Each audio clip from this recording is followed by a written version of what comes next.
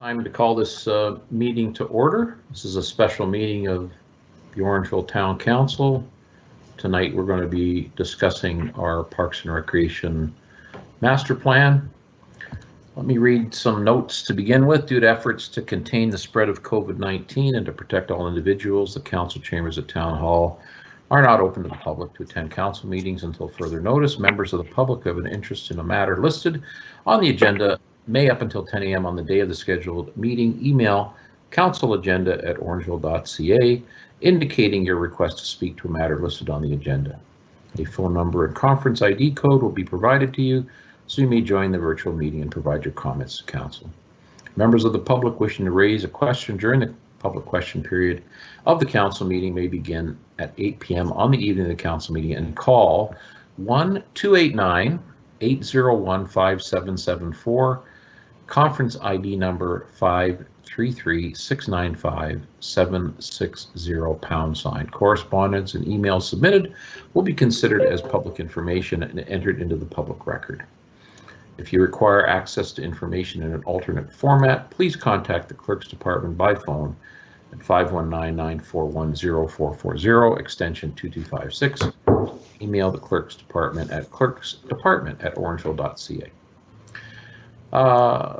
Calling this meeting to order, may I have a motion to approve the agenda for tonight's meeting? Deputy Mayor McIntosh, seconded by Councillor Post, maybe? Councillor Post, thank you. All in favor? Yes, thank you. Asking the council members if there's any disclosures of direct or indirect pecuniary interest.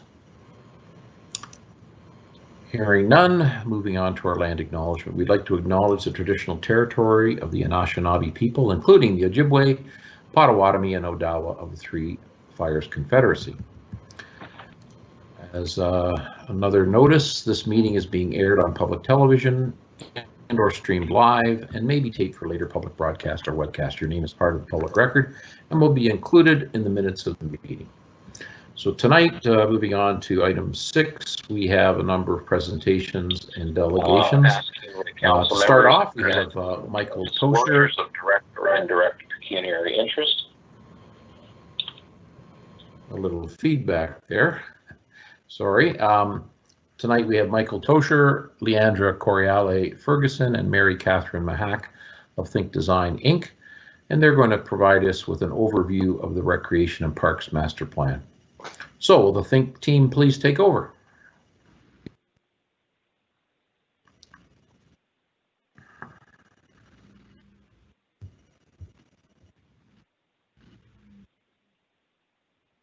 Hello, Think team. Are you out there?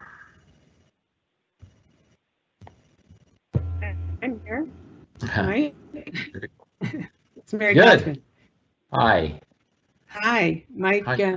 Mike's on the line. I know that. Okay.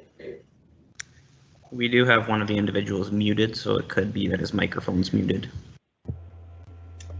That's me. I'm muted. Okay. Not sure where Mike is. Yeah, he was on before. Whoops. Yeah. Oh, he's trying to unmute. He's working on it. Oh, okay. He's got the slide presentation. Oh, okay. That's weird. Okay, well, we'll just wait until he gets that organized. Thank you for joining us tonight. I think you guys did a marvelous job on your report. Thank you. Mm-hmm. For some reason, he can't get unmuted, it appears. Okay. Dan, can you assist at all there? I can try, but I need to know what the issue is, what's happening when he tries to unmute. Okay. I'll ask him. Okay.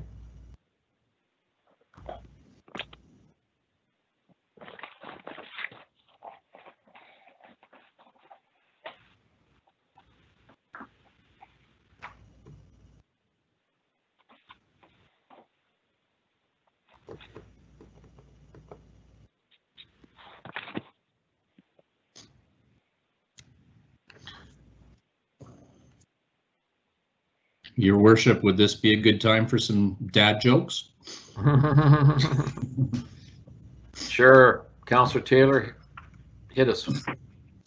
He says he option dispersed, can't get it back. He might need to log back in, so he's going to try that. Okay.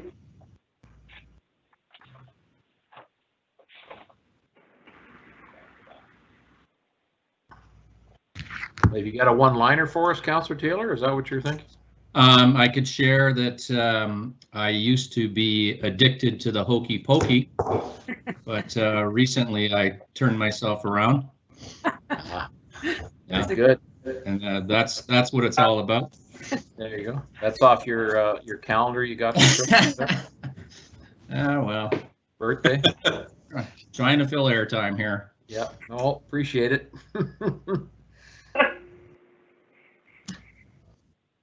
Okay, he's texting again. Let's see what he's. All right.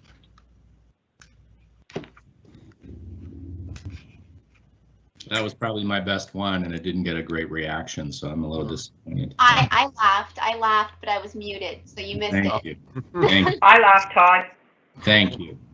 So he says he's got a program issue. It's trying to reload. Oh, dear. Okay.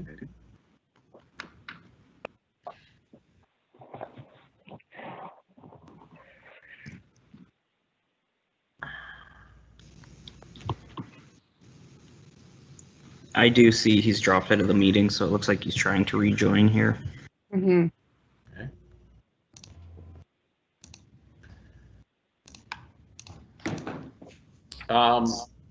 Councillors, why don't we drop down to item 7 here? This is just a list of correspondence that's been received. I wonder if we can have a motion to receive this correspondence. Andrews. Councillor Andrews, seconded by Councillor Peters. All in favor? Yes. Yes. Okay. So we've received all of this correspondence. It is listed at the end of the agenda.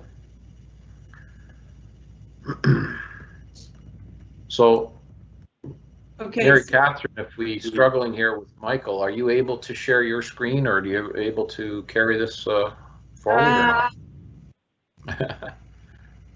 I don't know. He says he's having. He doesn't know what the issue is, so it's very slow. He's not loading. Let me share on here.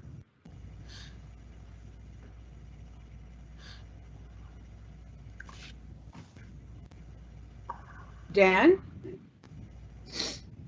Yes. So if you hover over that black bar, there will be a little share button. There is one of the options that allows you to share your screen.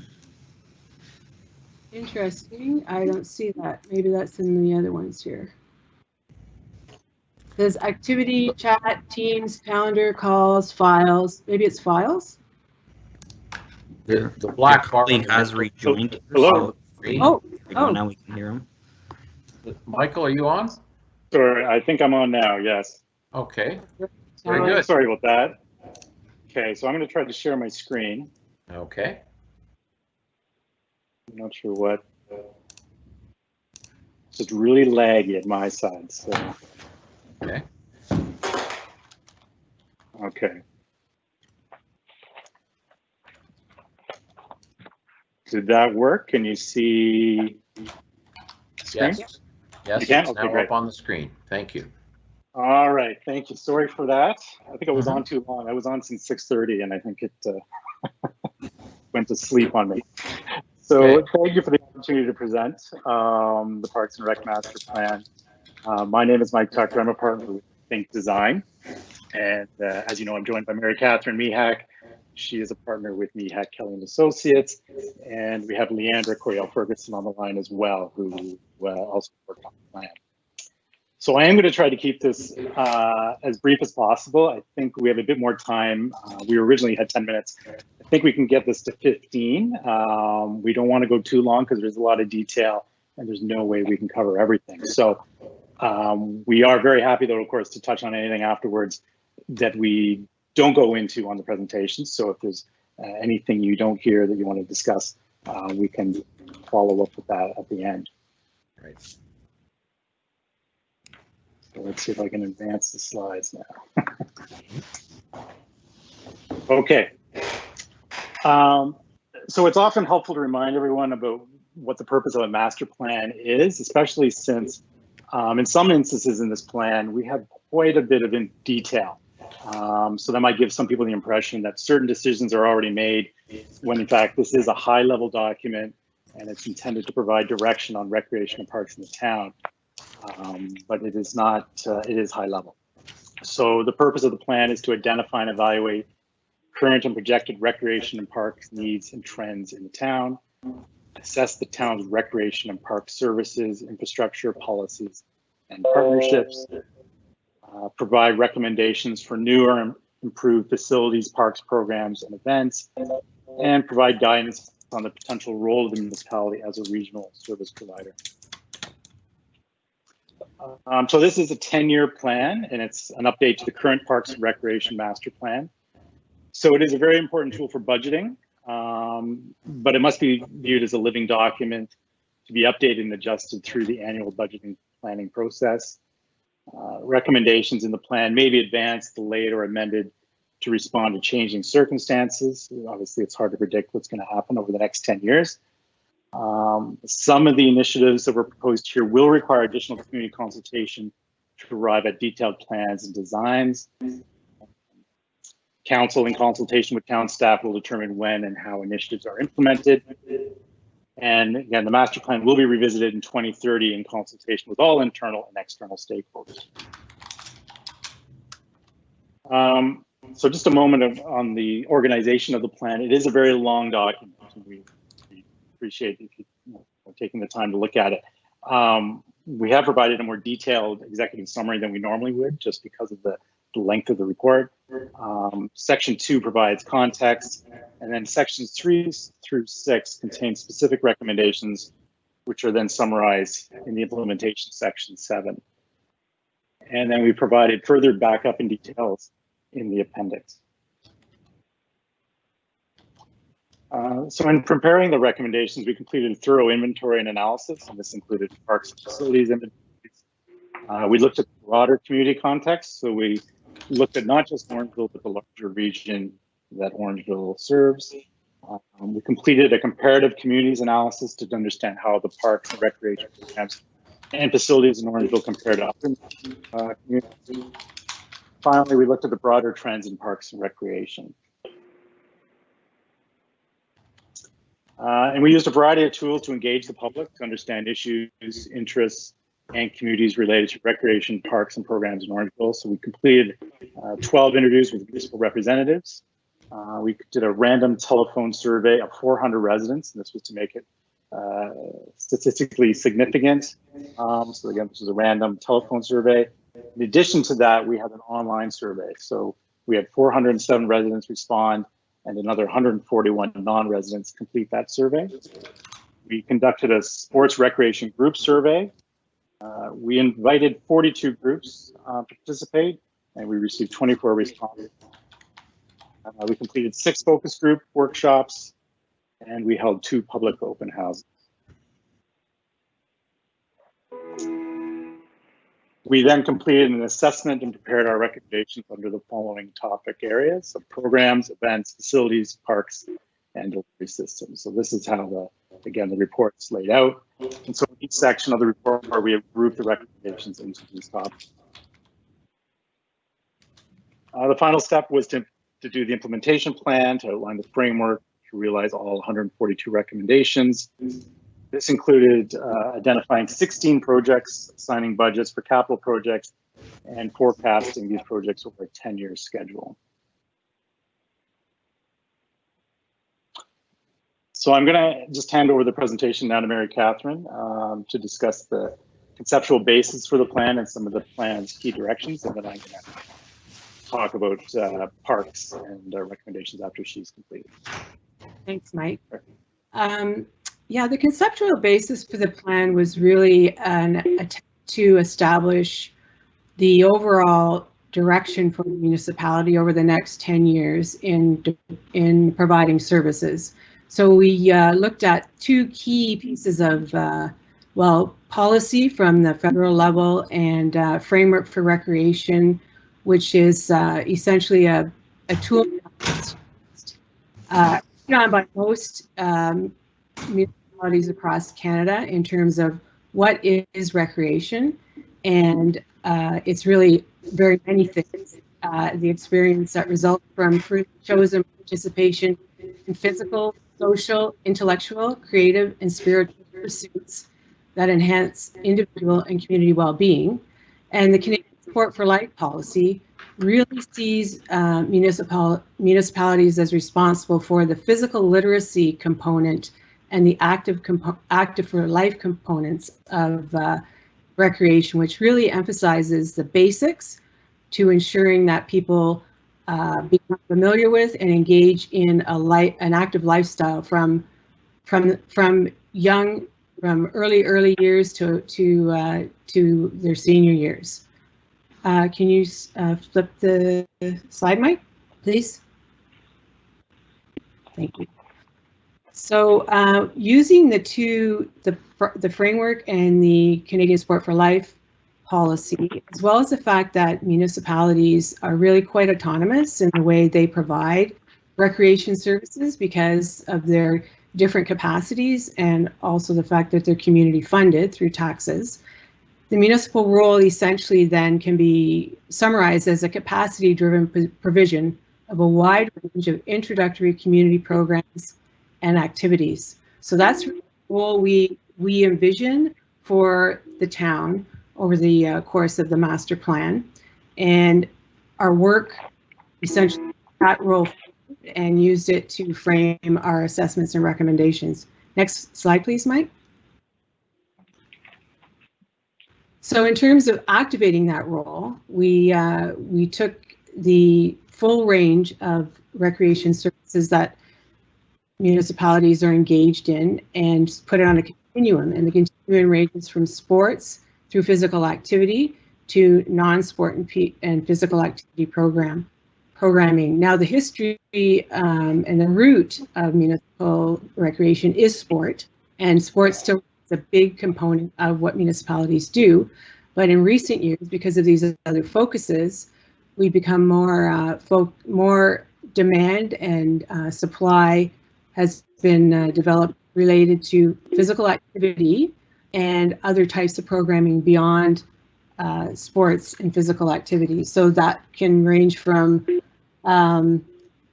environmental stewardship, arts, culture, skills development, educational programming, literary programming, essentially any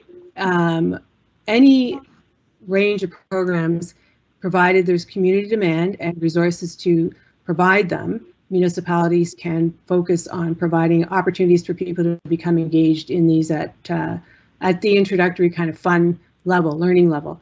In order to balance this supply, most municipalities now are trying to increase the physical activity non-sport component of the continuum. And in order to do that, really the areas have to be integrated in terms of service, coordination, and facilities and asset resource sharing in order to make the best use of limited resources to do an awful lot of work.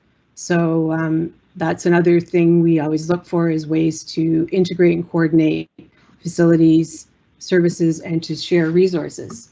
Next slide, please, Mike.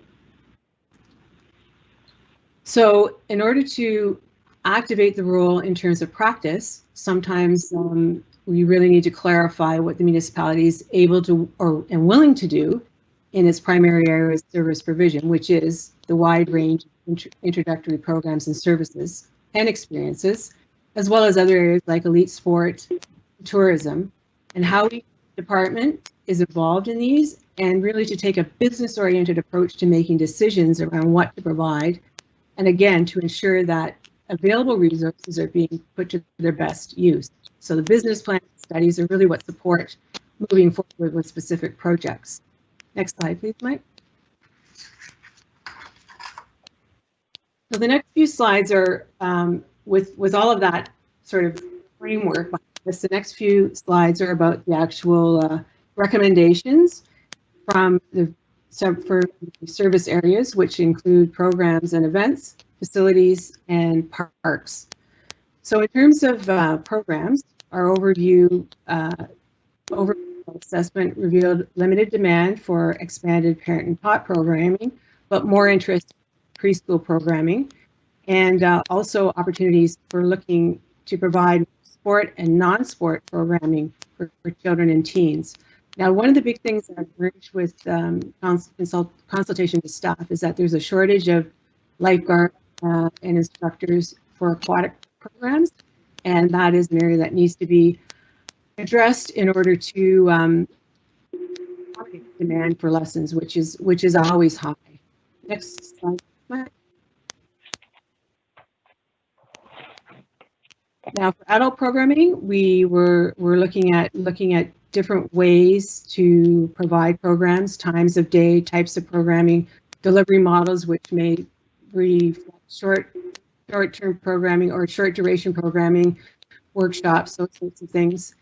And this is one area where with COVID, people are starting to talk about the fact that if people are working more from home, maybe there are more opportunities to provide programs to adults during non-prime time that they might be able to participate during the day when they normally previously weren't because they weren't in the community. But that's something that's just kind of emerging as a possibility. Seniors in the communities well served at the senior center, but they did indicate there's additional demand for programming and that the municipality could probably assist them in finding space, maybe at Alder in the future, to expand and provide programs at different locations. And just the overall need for more family all ages programming where everybody can participate at the same time, and also for non-sport programs across all age groups. And again, that's looking at that continuum again to increase the balance on the physical activity and the non-sport and non-physical activity side of programming. Next slide, please, Mike. The overall town events are well attended, and the community didn't feel there was need for more at this time anyway. But instead, there might be an increased focus on improving existing events, and that would require the town to look to stakeholders to discuss ways to improve and expand tourist and market events, not only locally but across the region. Next slide, please, Mike.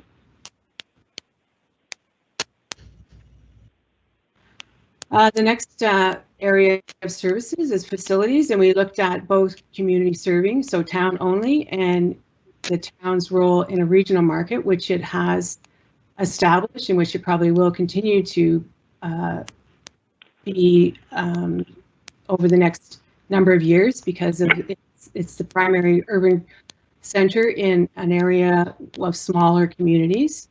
So when we look at town serving facilities, we looked at build-up population only, and that most of these would be able to be located within the town boundaries, and it would focus on redevelopment of Alder, some limited redevelopment of Tony Rose, and limited playing field improvements.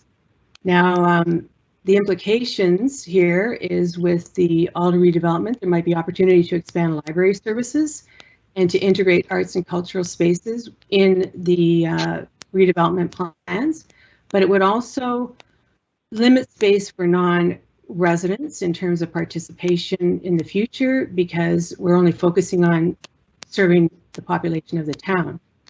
On the other hand, regional population growth is such that the town could also provide services for the region, some of which could be provided within the town boundaries, some would have to occur outside depending on the scope of development. And some of it might not necessarily be provided by the town alone, but in partnership with other communities. And that would point to potential for major redevelopment, possibly at Tony Rose, a regional arts and culture center, and field complexes. But it would require regional approach to planning, which would probably require the town to initiate these processes at this point, moving forward, and talking to we get into this a little bit later, but reaching out to other municipalities in the region to find out who would be interested in committing to a regional approach and taking it that one step further at a higher level. And it would also require formal agreements with the other communities for developing and operating facilities and programs. Next slide, please, Mike. In terms of sport tourism and the visitor market, really this is beyond the community service level. It's really rooted in economic development policy. So these are the types of things where they would likely be provided outside the town boundaries because the town is limited in space. And if we were to get into, the town was to determine it wanted to provide major field complexes, that they would likely have to be provided elsewhere in conjunction with other communities and based on a confirmed market for the primary use, which would be for sport tourism and visitors. So community use in these situations would be secondary.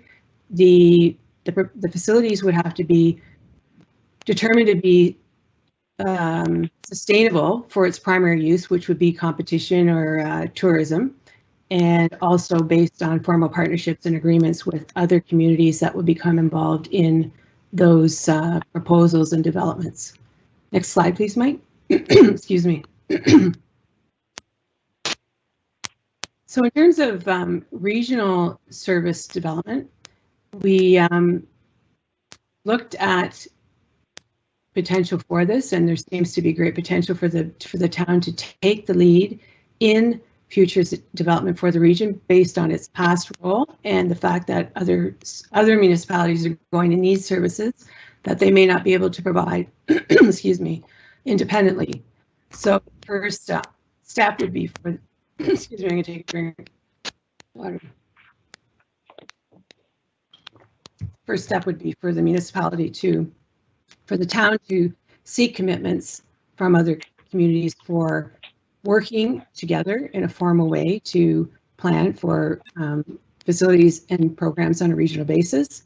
And the town would lead the development of joint planning activities, assigning staff to implement processes and projects, and would also have to coordinate monitoring and evaluation to verify what demand is out there and then to proceed with the solutions to meeting demand, and also to lead the development of formal agreements on cost sharing with other municipalities. And I can't see the bottom one here.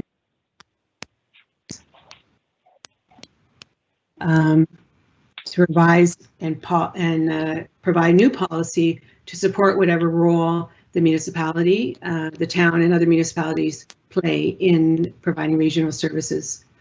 Next slide, please. I think it's what's next. Yeah. I'm going to hand it over to Mike again.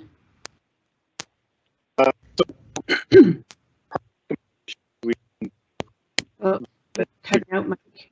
You're breaking up, Mike.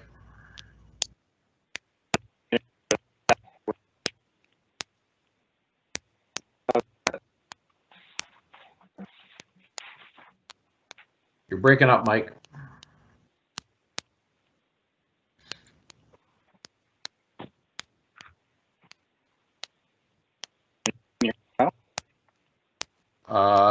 No. Mike, call in. Dan, can Mike call in? Yep, he can if he would like. Okay. What phone number to call into? Dan? Give me 1 second here and I can pull it up.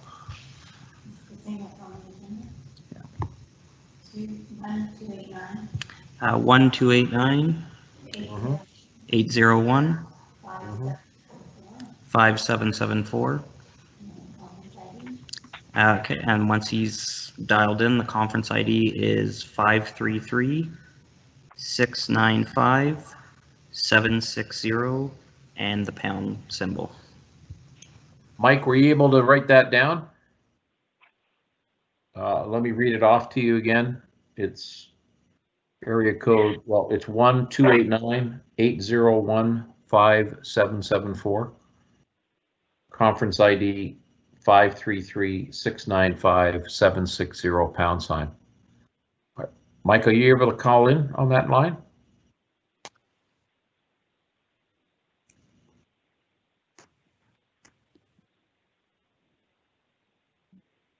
Why don't we give him a minute or two here and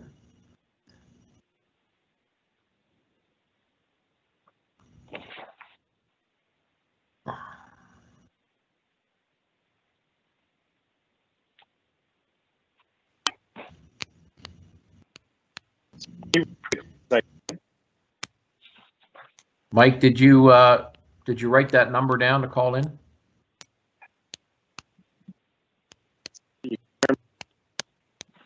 No, we can't hear you, Mike. You're breaking up.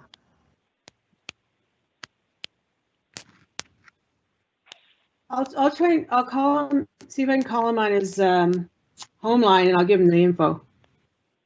Well, if you can call him on your cell phone, sometimes we can just hear him through your Okay, microphone okay, on your cell phone. We've done that before.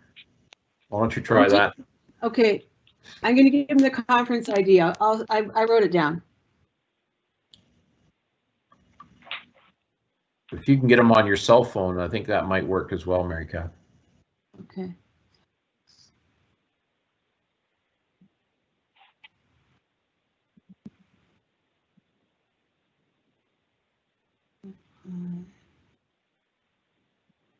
So I'm giving him the conference number, and if that doesn't work, I will call him on my cell. Okay.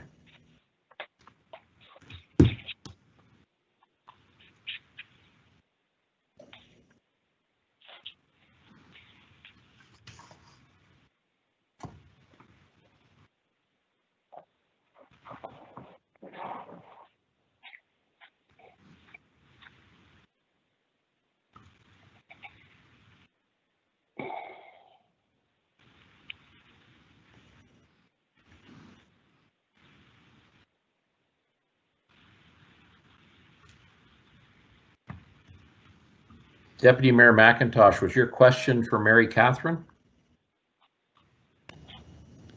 No, it was an overall question and statement. I'll wait till the end of the presentation if that's okay. Sure. Councillor Andrews, what about you? Same, or is there a specific question? The same. I will wait until the presentation's finished, Your Worship. Very good, sir. Thank you.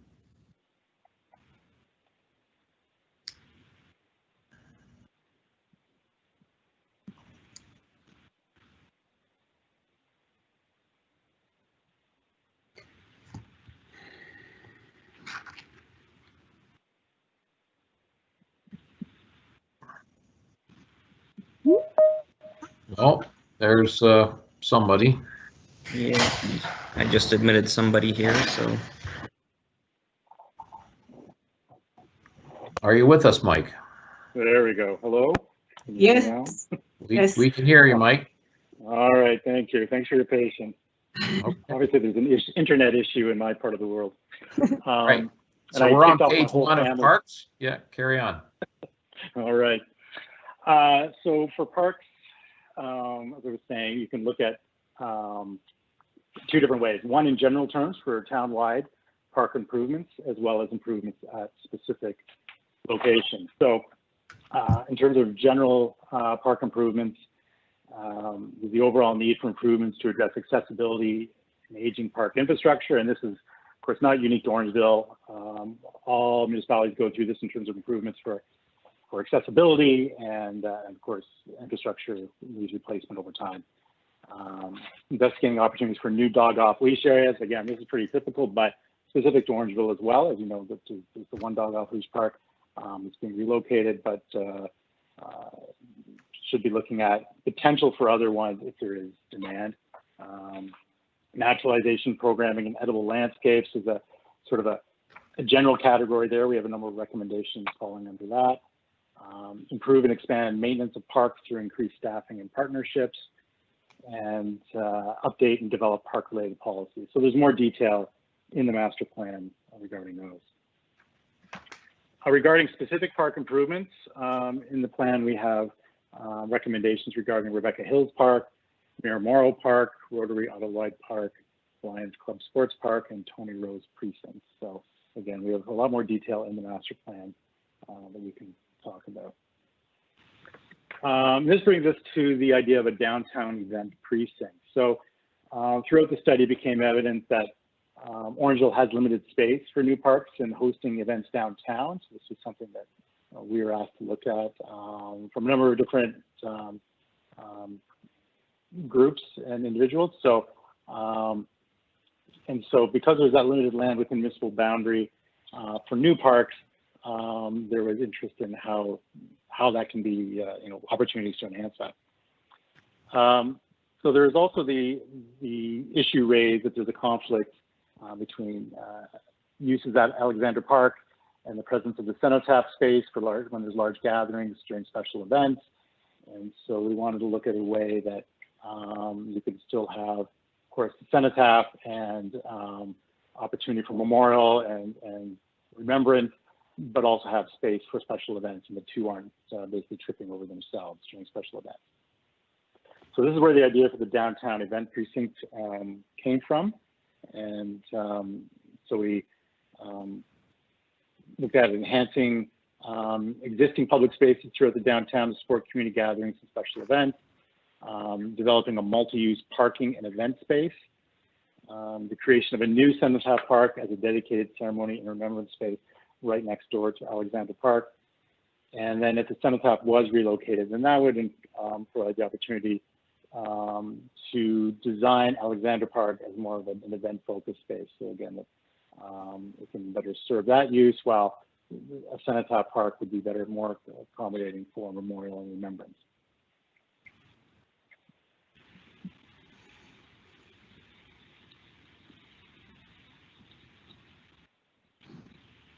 I'm just waiting for my slide to change now. There we go. So this is the concept plan for the proposed downtown event precinct. So it identifies improvements around the town hall. So that plan shows in front of the town hall, the parking lot that could be enhanced and used for special events. So it would be parking lot most of the time, and then could be used for special events when needed. And the south end of that lot could actually be considered as a future development parcel. So could potentially be a mixed use, building, commercial on ground floor, with residential above, that sort of thing. And then on the north side of the town hall, Alexander Park, we're showing it reconfigured into a flexible plaza space. Within the Cenotaph moves to a town-owned parcel on the north side, just on the north side of First Avenue. And so that would allow both spaces to be used, not that conflicting use during events. So this is the concept that was developed for Cenotaph Park. And again, just as you remember, at the beginning of the project, or the presentation, I was talking about how a master plan is, it's not fixed. This is sort of, these are ideas. And there would have to be a lot more consultation and design work done to make sure this meets the needs of all people. But for the master planning purposes, this is an area or direction we think the town should be heading. So having that dedicated memorial space, moving the Cenotaph across the street, having that seating and opportunity for the artifacts and interpretation and that sort of thing in this dedicated space. And then these are a series of images illustrating sort of what we're proposing. And at the top left is a flexible plaza space with overhead lighting, seating, and space for large gatherings. At the top right is Cenotaph Park. So this will be the new memorial space with seating and space for memorial, remembrance, commemoration. And then the bottom two images are of the parking lot area, showing what it might look like as a flexible space for things like a farmer's market or other, maybe a concert, that sort of thing. So based on all the recommendations in the report, there are 142 of them, and they're organized into 4 topic areas. There's programs and events, facilities, parks, and delivery systems. So of those 142, 83 recommendations would be operational, administrative, or strategy-based. So for the most part, many of those can be done using existing staff and resources, while the remaining 59 recommendations are organized into 16 projects focused on physical infrastructure improvements. So these are the 16 projects that we've identified. And again, we've taken 58 recommendations and then organized them into these 16 projects. And then we've assigned budgets to each one. So, and they're organized into soft and hard costs, or planning and capital costs. So the planning or soft costs may include project planning costs, design fees, permits and approvals, staff time and resources. And these costs might be anywhere from 8 to 20% of the capital costs, depending on the type of project. And then the capital hard costs, or for construction, there is the potential for efficiencies by combining projects. However, this is not factored into the cost, since it would be really hard for us to predict at this point. But more accurate budget numbers can be established once the planning and design process is underway or completed. We then scheduled each of the 16 projects over the master plan's 10-year horizon, with consideration of project dependencies and efficiencies, ensuring a logical order or sequence to implement the projects. Advancement of projects that should be addressed as soon as possible due to issues such as safety and aging infrastructure. We also take into consideration budget to help balance spending across the 10 years. And the projects are organized with planning and design in year 1, and then construction following immediately after. But those could be separated if so desired, to spread the costs out. So the total estimated budget is approximately $52 million over the plan's 10 years, or an average of $5.2 million per year. But keep in mind that $33 million of the estimated 52 is tied to the Alder Street Recreation Center improvements. So this table illustrates the proposed implementation forecast for the proposed 16 projects over the plan's 10 years and beyond. Down the left side are the projects. They're in that brownie color. And then across the top are the years to 2030. Across the bottom is total estimated budget by year. And then down the far right side is the project's total, including both hard and soft costs. So just to recap, this plan provides direction on recreation and parks in Orangeville over the next 10 years. It's an important tool for planning and budgeting purposes. Can I interrupt for a minute, Michael? Excuse me. Sure. We've got some people over talking here. Can you please mute? Carry on, Michael. Thank you. No, Michael, go ahead. I didn't mean to mute you. Yes, I think he's muted, so if he pushes *6 on his phone, he can unmute himself. Michael, did you hear that? Press *6, please, to unmute. Are you back, Michael? There we go. I'm back. Oh, great, thank you. So this is the last slide, so we're almost done. So the plan must be viewed as a living document to be updated and adjusted annually with major review every 10 years. Recommendations may be advanced, delayed, or amended to address current and future directions of council. Individual capital projects will be subject to additional community consultation in the design and development stages. So we talked about the special event, downtown event precinct. That's an excellent example of where there would be a lot more consultation that would have to happen in the design process and that sort of thing.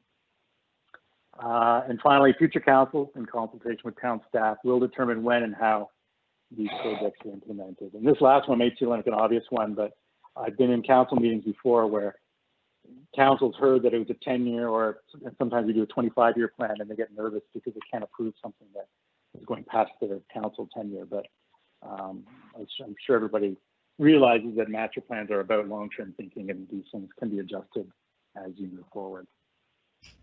Yes. Well, thank you for your time. If there's any questions or any aspect of the report that we didn't cover, we can certainly answer those questions as well. We do have a couple of questions. I just wanted to ask a 6.11, this library overview. Is that something that Think is doing? Are you talking about library tonight, Michael? I'm not sure if we're going to talk about it. We prepared to. Madam Clerk, who's on board for 6.1 and 6.11 and 6.12?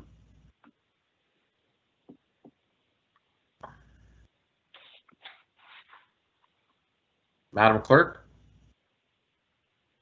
That was documentation, Mr. Mayor, that was requested to be put on, and perhaps Ray could indicate whether it would be himself or the consultant that would speak to that.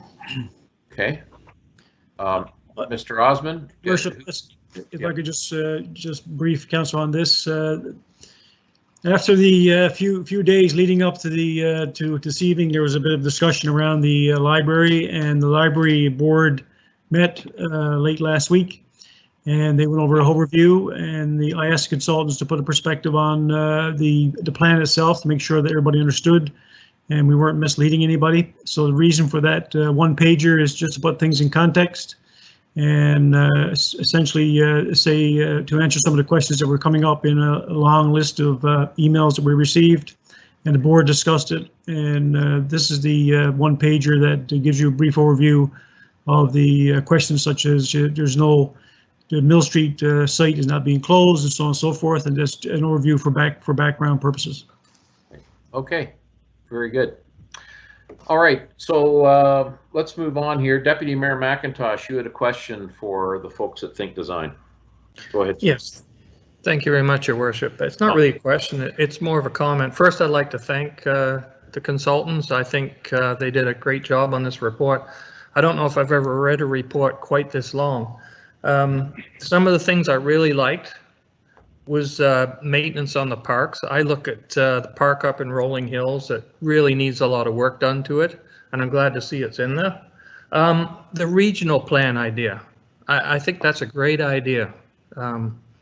It's something we need to talk to the county about and the other townships around us. Orangeville obviously is running out of space, and space means parks as well. So I think the regional approach is the way to go on this, and I'm really glad it deals with that. There's some very, very expensive items on this report. I just don't know if I can see them coming to fruition in the next 10 years, but and there's some things in this report that personally, from my standpoint, I don't like, but we'll leave them for now. But anyway, I do think it's a good report, and thank you. Very good. Councillor Andrews. Great, thank you very much, Your Worship. And I wanted to just take a minute or two to, I guess, express some comments. And as the Deputy Mayor has highlighted, that this was a lengthy report. I think that, we take a look at some criticism that may have come from members of our community who may not have taken the time that we on council have done so to review this rather lengthy report. And I want to thank Michael and Mary Catherine and Leandra, who are part of the Think team, to present this. Extensive information, recommendations, 142. As we understand it, a long-term plan is just that, much of which is going to be discussed with the current council, but future councils as well, on the ability to make some of this come to fruition. One thing that was mentioned by Michael, and also Catherine, I'd like to express that, the comment was available resources will be put towards key areas of need and demand. And as that's embedded in your particular report, I take a look at some of the areas that were highlighted, the parks, as Deputy Mayor is also zeroed in on a particular maintenance component. I do like the downtown event precinct for someone who's been involved with a number of community groups over the years, who has been in organizing committees where, we're trying to flip a coin on where we're going to hold particular events. I do like the concept. I also have enormous sensitivity to the concern about the relocation of the cenotaph, and that certainly is up for another discussion. The area of non-sport, we have a number of members of our community who are in fact wanting to continue the recreational commitments, but maybe in a non-team sport type of way, and I was pleased to see that. Another area that I was a little disappointed in, this is not directed towards the consultancy firm, but the recreational sports groups themselves, you only had 24 of 42, about 57%, who actually responded to your survey. You know, when we have some passionate community sports organizations who don't participate in something like this, that concerns me. In the report, there was one group that was not mentioned, the Orangeville Outlaws football team, which has really done enormous activity in our community in embracing football, which I think was very important to take note of. But I think overall we have a lot of information still to review. I think all of the members of this council have passionate commitments to so many different areas, and I respect each one of the members of council and their thoughts that will be expressed tonight and in future council meetings. But I'd just like to conclude that we have a lot to think about, not only with this current council term. It is a very expensive proposition. There are some areas of low-hanging fruit that we might be able to hopefully foster with the existing budget, and hopefully we will end up getting some support from the federal level with the pending hopeful announcement that may be coming our way at some point. But again, the last point I'd like to share is that I was very impressed by the thoroughness of this particular report. It helps us tremendously to look at the next 10 years of how we'll be supporting the demands of our community. Thank you, Councillor Andrews. I just wanted to make a couple comments as well. Deputy Mayor McIntosh mentioned some that expenses, and one of the items is renovation at Alder Street Recreation Center to the tune of $33 million. Now, for those who don't know, the town applied for an ISIP grant through the provincial and federal governments for funding for 73% of that money. The funding streams through the provincial government only open up every few years. And when this funding stream opened up in, I think it was December, we jumped on it. Mr. Osmond and his team put together a very comprehensive application. We got the buy-in from all of our neighboring municipalities, including the town of Erin, East Garifraxa, Amaranth, Dufferin County, Mono, again to help create more of a regional recreation facility. So if you take the 33 million out of this package, yeah, things get a little easier to swallow from a financial standpoint. And the only way we could go forward with that particular project is through receipt of an ISIP grant from the federal and provincial government. So I just wanted to make that clear to everybody. The idea, as Deputy Mayor McIntosh had mentioned, of partnering with the surrounding municipalities, I think that needs to be talked about, not just land, but also financially in some of these potential projects. And I'm looking forward to that. I think some of the other things that are going on is the demographic of Orangeville is changing, and things like hockey and lacrosse, who historically have been the big sports in our town. The changing demographic and the cost of things like hockey is certainly a factor here. So some of the sports that are less costly to be involved in and to equip oneself, such as basketball and soccer, are sort of low-hanging fruit from a financial standpoint. And the more we can encourage baseball and soccer and basketball, I think we get more bang for our buck on those investments. So I'll stop for a moment there. I'll let Councillor Sherwood weigh in. Go ahead, Councillor Sherwood. Yes, Your Worship. Probably a comment and then a question. Your Worship, first of all, I want to thank Think Designs for a very, very thorough and well thought of Recreation and Parks Master Plan. There is a lot to absorb. I look forward to discussions on moving forward on some of the things, like my fellow councillors have echoed. There's things that I like, things I don't like, but there may be things that come up that'll be way beyond my time. So we'll let people in the future worry about that. One of the things I wondered if the consultant can answer is, was there never any request or want for an outdoor pool? I cannot believe there's no reference to an outdoor pool, yet I've had people tell me that. And to tell you the truth, to go from 2 pools to go down to 1 and not have something to kind of replace it. Can the consultant please answer, was an outdoor pool never brought up by any of these public meetings? We'll let Mary Catherine, are Think you able Design to- respond. Sure. Mary Catherine, are you able to speak to that in terms of survey, or Leandra? I don't personally recall anything with outdoor pool, but I'm not sure if we It asked was, that specific, only we asked that question. yeah, from what I can recall, it was not a high, it wasn't anything that came up, you know, in terms of a high level of interest or demand. I think a lot of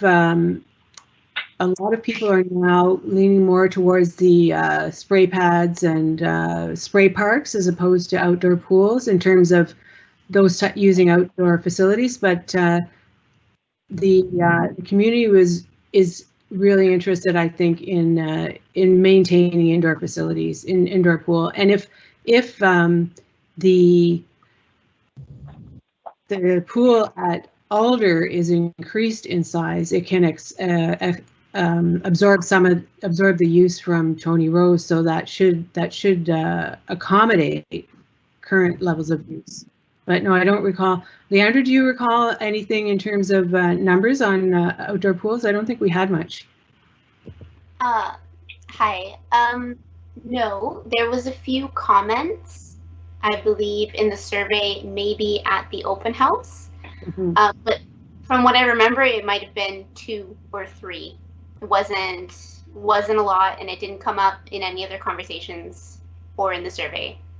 So it seems like, it seems that people are more favorable for more splash pads than actual indoor outdoor pool. Yet I've had people ask me about outdoor pools, so I find that very strange that nobody really mentioned that further. That's something that I guess I could bring up in future talks with staff in budgeting. Mm-hmm. So my next question is to staff, and when I go back to the report, in the recommendations, it's opening up that the Orangeville Recreation and Parks Master Plan prepared by Think Design be endorsed. Now, the word endorsed means that we're accepting all 149 recommendations, and that we're going to discuss the yays and nays in the future. Can you like, to me, when I look at thinking I'm going to endorse something, that I'm saying I approve everything. Can you give me further clarification, please? Maybe we can save that to the point when we're going to receive the document. Mr. Osmond, we can talk to it at that point. Yes, Your Worship, we could do that. Yeah. So let's answer the questions and get through the rest of the delegations, Councillor Sherwood, and then the specific wording. I think we do need to talk about that, but can we leave it till that moment when we're going to receive the document? For sure, yeah. For sure, Your Worship. Yeah. Thank you. Okay. Thank you, Councillor Sherwood. Councillor Post. Thank you very much, Mr. Mayor. I just wanted to take a quick second to kind of talk about the elephant in the room, which is the Mill Street Library. And as the vice chair of the library board, myself and Councillor Peters attended the library board meeting that we had last week, which was a special meeting to specifically discuss the Parks and Rec Master Plan and how the library falls into it. So I just wanted to let everybody know who's listening that the board passed unanimously passed a motion that I'm just going to read out to you here, just so everybody has it, about our long-term vision. So the 4 points on it were A, that the board is committed to a long-term vision that continues to include a presence of the Orangeville Public Library at the Mill Street location in downtown Orangeville. B, the board continues to be committed to a long-term vision that may involve an expanded Orangeville Public Library at the Alder Street Recreation Center, depending on acquiring capital funding. C, the board is of the view that both A and B above are realistic and consistent with the view of servicing residents both now and over the next 10 years. And finally, D, the board welcomes input from patrons and residents and looks forward to providing further input to council for its consideration. So I know we've got some delegates that want to speak about the library, so I just wanted to kind of start with that piece to let everybody know that as it is right now, the library board has absolutely no appetite for the Mill Street branch to close or stop serving as a library. And from discussions with members of council, I get the feeling that the appetite from council is the same as the board, that we have a lot of respect for the heritage and the feel of the Mill Street branch being downtown. And the desire right now is to look at what possibilities there are in expanding our library services, because we understand that's a very important piece of servicing the community, and trying to find ways that we can do it better, but that doesn't mean closing the branch downtown. So I just wanted to be really clear on that before we head into more delegations and conversations. So thank you for the time, Mr. Mayor. Thank you, Councillor Post. Okay, any other comments or questions at this moment from councillors? Yeah, Mr. Mayor. Councillor Peters, go right ahead, sir. Thanks. Through you to the consultant. Thanks, first of all, for the report. Again, very comprehensive, as has been mentioned. I have two questions unrelated, but for brevity, I'll kind of put them together. One is quite large and one's very simple. So on a large scale, just discussing that regional piece, I did find it a bit curious that, you know, when you look at the town itself and its own geography and population, you know, that pool number looks like shrinking to 1 is the appropriate measure. But then on the flip side, when you group all the residents that are in the surrounding area, there seems to be a need for a second pool. So was that just to cover the bases in terms of the approach that might be taken? Because it came across as almost countering itself in the report to say you don't need 2 pools, but by the way, at a regional level, you do need 2 pools. So I was hoping I could just get a little more background on that.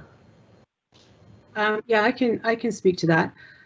If in terms of serving the town's population alone, 1 pool based on the analysis would be 1 pool should do.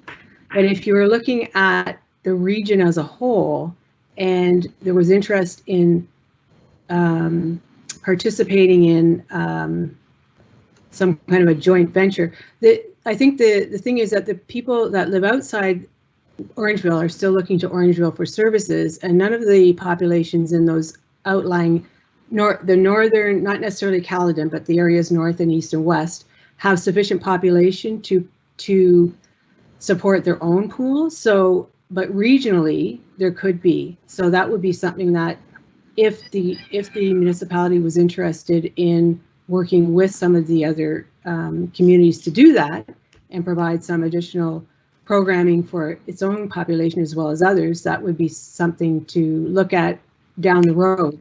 But if not, as a town serving facility, the alder should be sufficient, at least to the end of the term of this plan's term, and that population was indicated as build out for the boundaries of the town. So we're not anticipating the population to grow beyond that point. Right. Thanks for the background. And the quick second one, if you don't mind. I don't recall seeing in the document anything about a second skate park. And I know I've heard from citizens about having, you know, that the one we do have at Rotary there is quite busy. And I didn't know if there was if you had heard anything through your surveys and discussions about a second location in town. Sure, I can speak to that. So we did hear from residents that there was interest in another skate park and or BMX park. So it is discussed in the park section. I believe I discussed it under the general park recommendations, because that again would be something that would need further analysis and consultation to decide where exactly would be the best park to put that, to put an additional skate park. Another option that's discussed is having portable, what's the other word I'm looking for, but portable skate park. So this is something that's becoming more popular Skate parks are a really easy one because it's kind of just ramps and bars and things that can be moved around town, and they can be brought to different parks to kind of serve different areas and kind of just spread it around and allow different communities to experience it without, making it stuck in one part of town. So yeah, those are discussed in the parks section. Okay, thank you. Very good. Thank you. Your Okay. worship. Yes, go right ahead.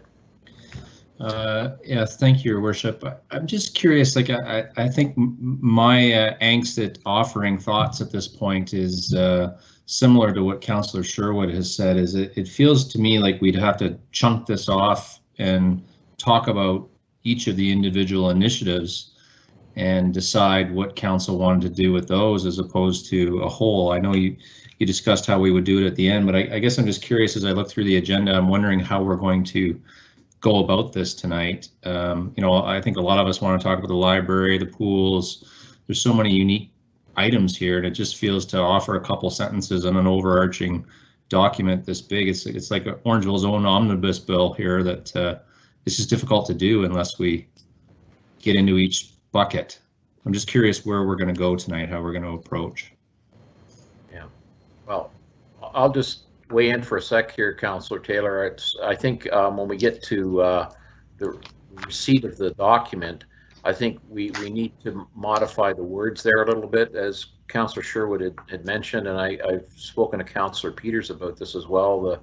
The term endorsement seems to be stronger than what councillors generally want to use at this moment.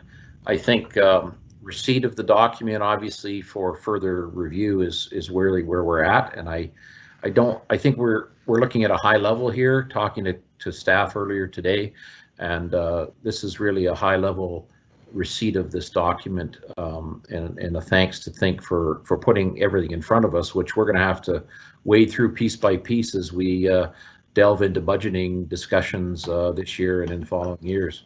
But anyway, if Think wants to weigh in, or maybe Mr. Osmond on that point, I'd be happy to hear that as well. Yeah, if I could, Your Worship. Yeah.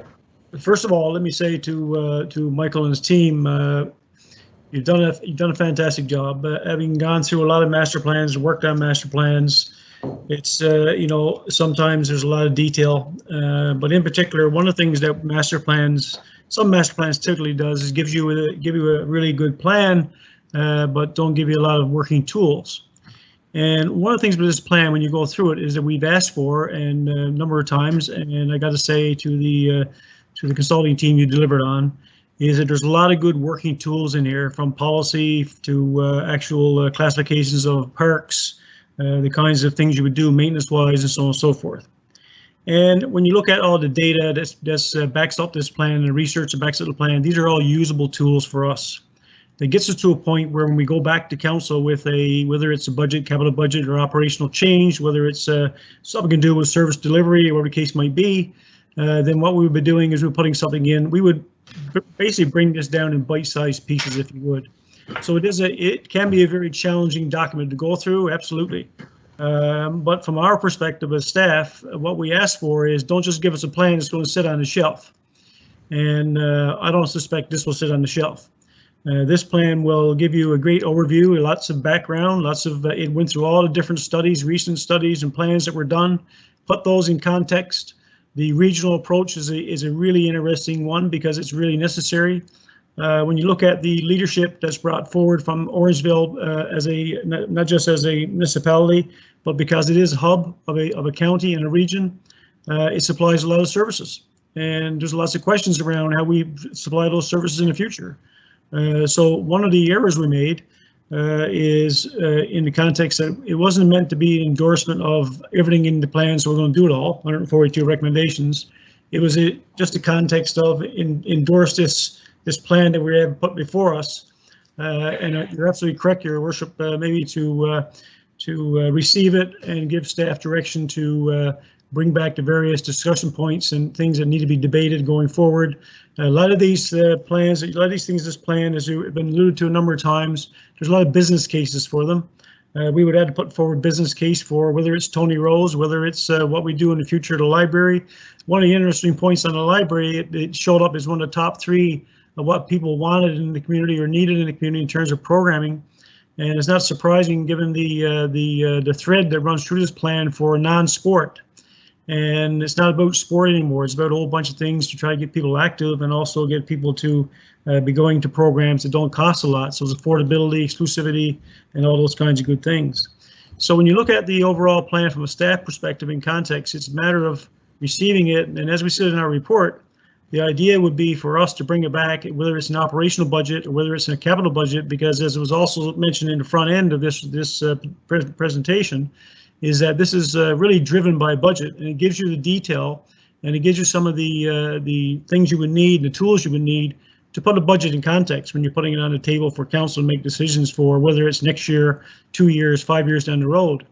And the other good point that comes out is that when you look at the ICIP application, and I was quite pleased that the consultant put it in context, because it's important that it's a $33 million project, but as you said, your worship, was someone else in council mentioned, we're not going to come up with $33 million tomorrow as a municipality.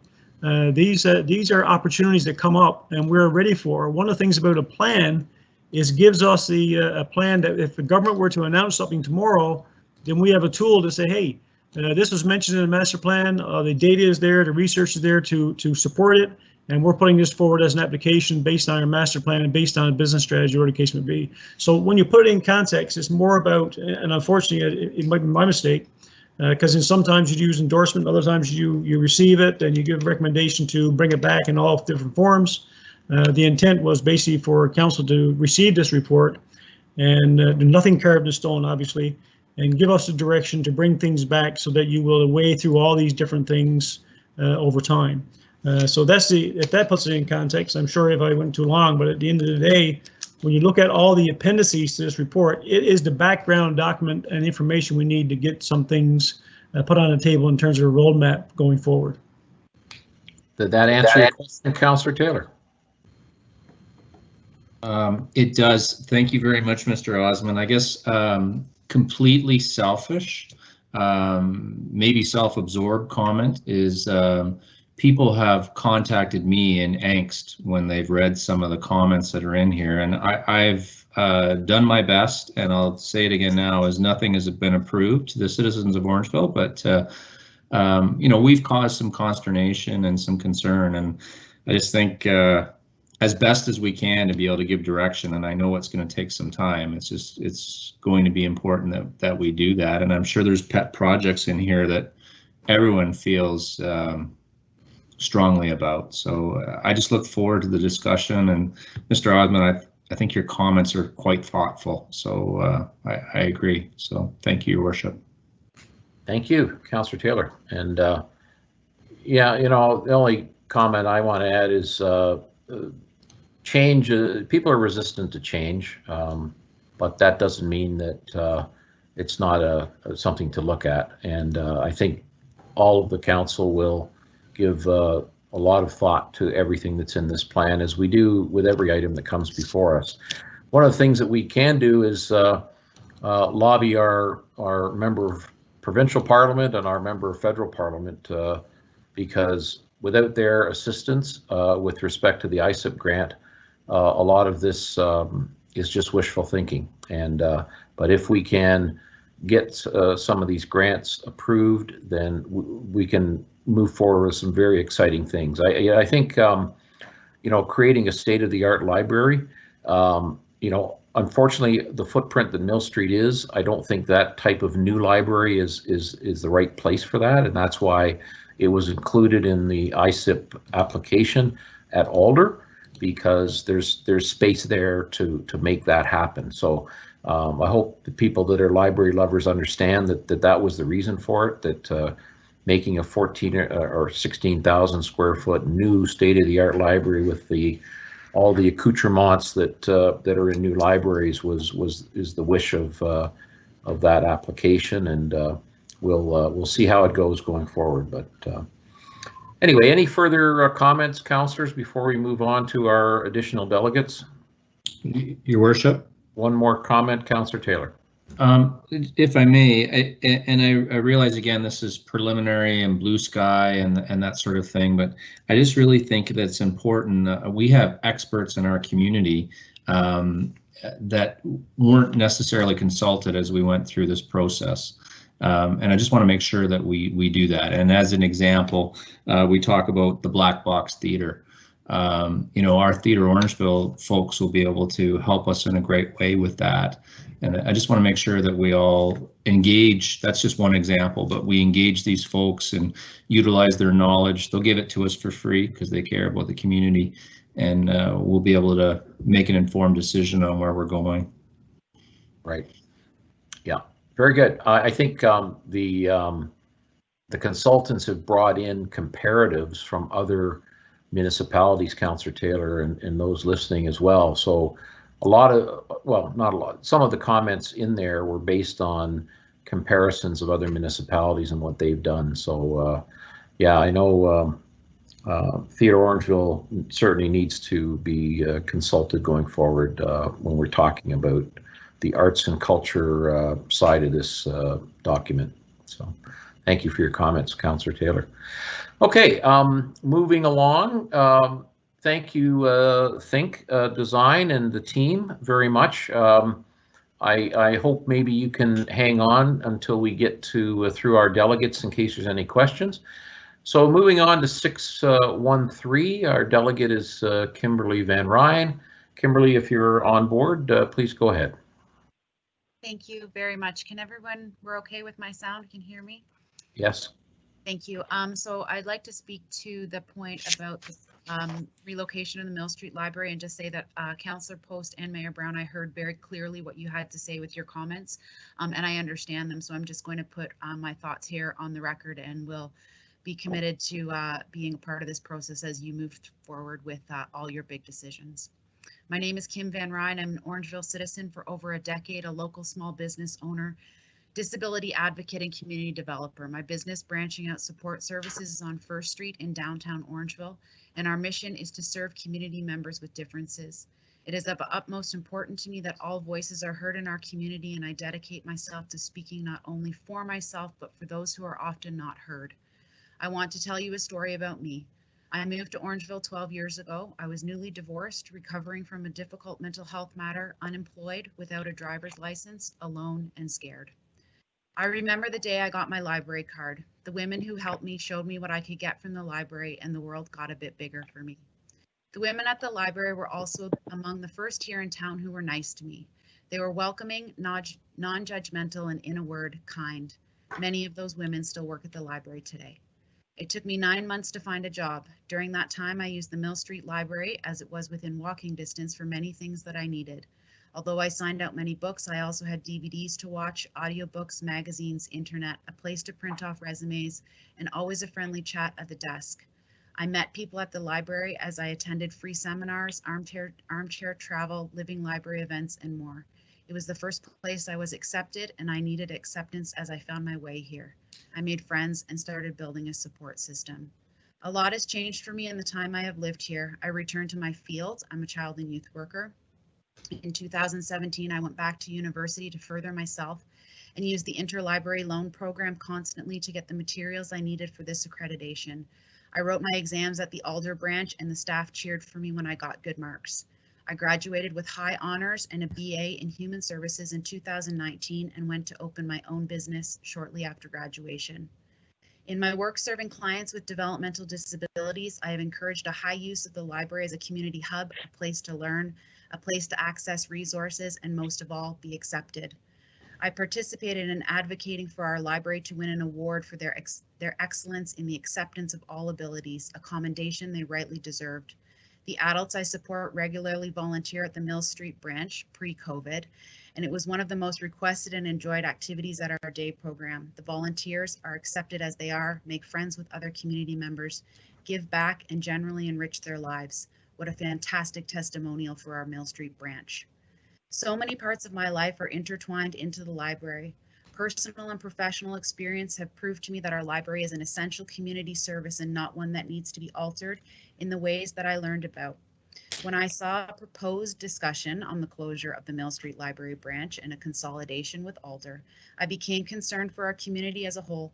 The Mill Street branch of our esteemed library provides one of the most comprehensive, accessible, and benevolent places in downtown for anyone who walks through the door. The library is a place where you can receive kindness. We need to be very careful as informed community members, elected officials, and town staff that we keep first and foremost in our mind that resources are amazing, but when they are offered without human dignity and kindness, they are worthless. We should be so blessed in Orangeville to have both. Libraries, when run like ours, are places that break down barriers and equalize all citizens. It is a place where all people mix and all people receive informal types of support. We need more spaces like this, not fewer. Council, you've heard me advocate around our transit system in Orangeville, and let me tie this in for you. A proposed library only being available at Alder means that certain people will not be able to get there. If you are a person who can't access transit because of a physical or developmental difference or disability, because not all our buses are accessible, if you can't afford a taxi, or if you are new to Orangeville and don't have a friend to drive you, the library just became exclusionary for you. Don't take a community institution that is currently located in a central and inclusive downtown space and make it inaccessible and only for people who can drive cars to get there when they want. Please think about the people who need this service. People like me, a decade ago. Real folks who need not only the services, but the safety and kindness afforded to them as citizens of our awesome town. I'd be happy to have any further conversations with council members, town staff, or community members on this issue. Thank you. Thank you, Kimberly. Thank you for sharing your personal story and how the library impacted your life. It's a wonderful story. Thank you very much. Any councillors have any comments or questions for Kimberly? Okay, moving on. Thank you very much for that. That was wonderful. Next delegate, we have Mr. Is it Mr. Kimber online for us? I'm here, Mr. Mayor. Go ahead, sir. I just start off, I would like to bring greetings from the Royal Canadian Legion here in Orangeville. And I send out greetings to all our council members and you, Mr. Mayor, and our deputy mayor. Thank you, sir. I first want to talk about Alexander Park, obviously, because it's such a proposed change that is so impactful on the veterans of Orangeville, the families, and all those things. I know this is just a proposed plan, and I accept that. And I think, you know, for the most part, it's a very well put together plan. But the plan itself is, I think, is very lacking in the fact that, you know, we talk about consultation, and consultation, I think, is the key to communication. I know our presenters indicated that they reached out to the community, but reaching out to the community would also, I would think, would be reaching out to the people that are, or the organizations that are going to be directly impacted by this type of thing. And then when you come together and you put a plan together, you talk about the impact, the problems that may exist, and all these other things. And I'm going forward, when a council does move forward with any of these type of proposals or plans, I think it's very important that we all, as stakeholders, be involved right from the process, right from the word go, because it allows for these reactions that we're having right now when it regards to the library or with Alexander Park or all these other things, they get blown all out of proportion. And I think if there was some consultation beforehand, and there was some, like in the library board, they indicated that they didn't certainly agree with what the proposal was as far as the Royal Canadian Legion is concerned, and Cenotaph Park and Alexander Park, the type of impact and the changes that would have to take place. And, you know, respecting the veterans and their families and all these things would certainly have alleviated some of the upset and concern for all of us. So anyways, that's really all I have to say. I know, like I said, this is just a proposal. It's a very large proposal. I could probably go on for an hour and a half talking about moving our cenotaphs over to this small parcel of land across the road would not work, but that can be done through consultation down the road. But I just wanted, from my membership, which is 330 strong, and then the thousands of people that are linked to the Orangeville Legion, there's a lot of people in the community that have a great deal of concern about those proposals. And I would say to the consultants that it probably would be better right from the start if there was some type of consultation given to us, because from my perspective, I've been a member of the Legion here in Orangeville for 33 years, and talking to my members and talking to the people that are associated with the Legion, none of them had been reached to and spoken to about what the plans were for Alexander Park and the proposal for Cenotaph Park and all this other thing. That's really all I have to comment with right now. Great. Okay, Mr. Kimber, thank you. I can tell you that with certainty that every member of our council is sensitive to the wishes of the Legion and to our veterans, and that we will be having further consultation as this unfolds. So thank you. You will be included absolutely in further discussions as we move forward on potential changes at Alexander Park. So thank you for your time tonight, Mr. Kimber. All the best. Thank you, Your Worship. Right. Moving on, we've got 6.15, Stephanie Wilson. Stephanie, are you with us now? Yes, I am. Can you hear me okay? Yes, go right ahead. Okay, I don't need screen sharing at this time. Thank you. I'll let you know if I do require it. I just wanted to first of all point out that to find this document online this morning, I had extreme difficulty. The only place that I could find it actually was under the council agenda for today.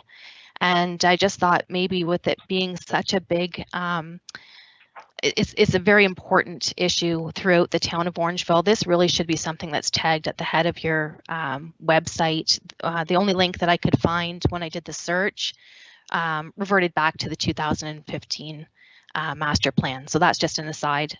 Anyhow, I did have some help. Ms. Wilson, we're in the midst of a complete overhaul of our website. Our intent is to be very clear in communication going forward. I know that town staff are working diligently to make that happen, and I could promise you within the next 2 or 3 months, information is going to be at your fingertips and available much easier than it is today. So thank you, Mayor Brown. I appreciate that, especially because I think Councillor Sherwood also brought this up earlier. I was kind of in a little bit of a tizzy myself, as a community member of Orangeville for over 25 years, to hear that this was something that was going to be endorsed. And she has mentioned that perhaps that was not the wording that council is looking to continue using in tonight's meeting. But as a resident that directly backs onto Lions Club Park, yourself and Mr. Osmond have been over here quite a few times. And when reading through tonight's information papers that I did find, there was reference to some Lions Club improvements.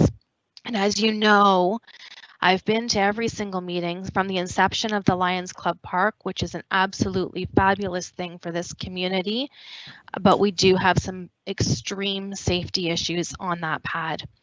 And I didn't see anything in that document that was pertaining to these. And like I said, it has been documented at the council level before. I just felt that tonight was maybe an appropriate time to reintroduce that. After your meeting at my home there a few weeks ago, Mayor Brown, you had requested that the Parks and Rec come and put up some temporary fencing so that we could eliminate some of these hockey pucks from entering mine and my neighbors' backyards where our children and families play and enjoy most of their free time, especially during COVID. Unfortunately, we have members of town that do not respect any type of fencing or limits in times of hours of the park, and I know that's beyond your control. But the fencing has been moved on many different occasions, and I have brought that forward to yourself, and I appreciate you looking into it. My concern here is that there was mention with the Lions Club improvement in the documentation tonight in reference to the 2 smaller soccer fields only being used 1 hour per week in the summertime of 2019, that there was a possibility going forward that one of these, if not both of the smaller areas, may be utilized for some type of a different function at that park. So I did go over this afternoon, and I do realize over there they have 4 very large fence posts with some retractable netting. Now the netting may need to be readjusted to accommodate the size of a hockey puck come winter time, but I was hoping that perhaps this documentation that was proposed this evening could maybe take into account that that is something that could be considered, that if that soccer field is not going to be utilized, maybe that equipment could be brought over to the other side where the sports pad is and increase some safety issues over there. Again, I know that this is a personal thing for myself and a few neighbors that are involved, but it's been ongoing for about 10 years, and I just thought that perhaps tonight would be an appropriate time to reintroduce this to the current council. So I appreciate that, everyone listening to my thoughts this evening. Thank you very much. Okay, Ms. Wilson, thank you very much. Mr. Osmond and I have discussed the problem, and we're working on a more permanent solution for you there. And one of us will be back to you in the next couple of weeks. But we're working on a better solution to prevent those pucks from coming into your backyards. But thank you very much. And by the way, any further renovations, improvements to Lions Park, there will be a public engagement at that time, and certainly you and your neighbors will be welcome to speak and give your advice and suggestions on those improvements. But thank you for joining us tonight. Thank you. All right, moving along, 6.16, we have Mr. Mark Whitcomb. Mr. Whitcomb, are you with us, sir? I am indeed, thank you. Yes, go right ahead, sir.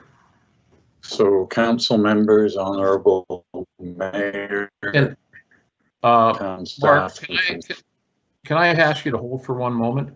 Councillor Taylor, did you have a question with reference to the previous speaker? I'm sorry, I didn't see your note till now.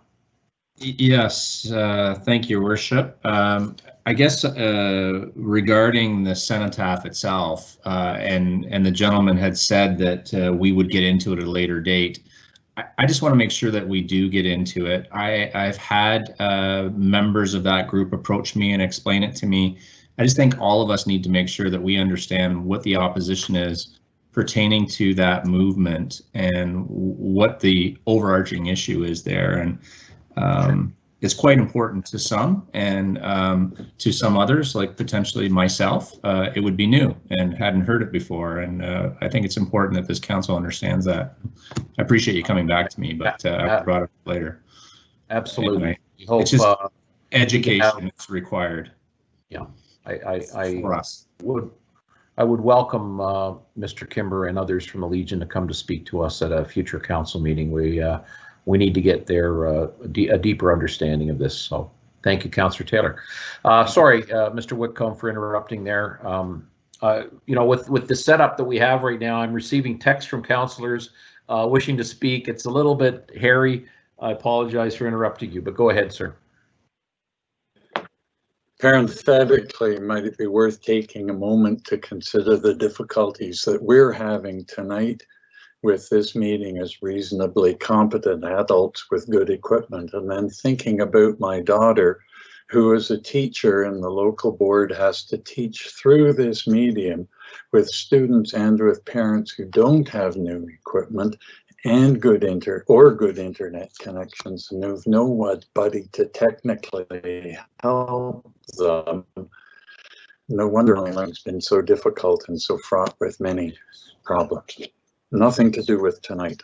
I'm speaking on several different topics related to the Recreation and Parks Master Plan, the Urban Forest Canopy, Naturalization, Edible Gardens, Fruit Trees, and Cultural Facilities.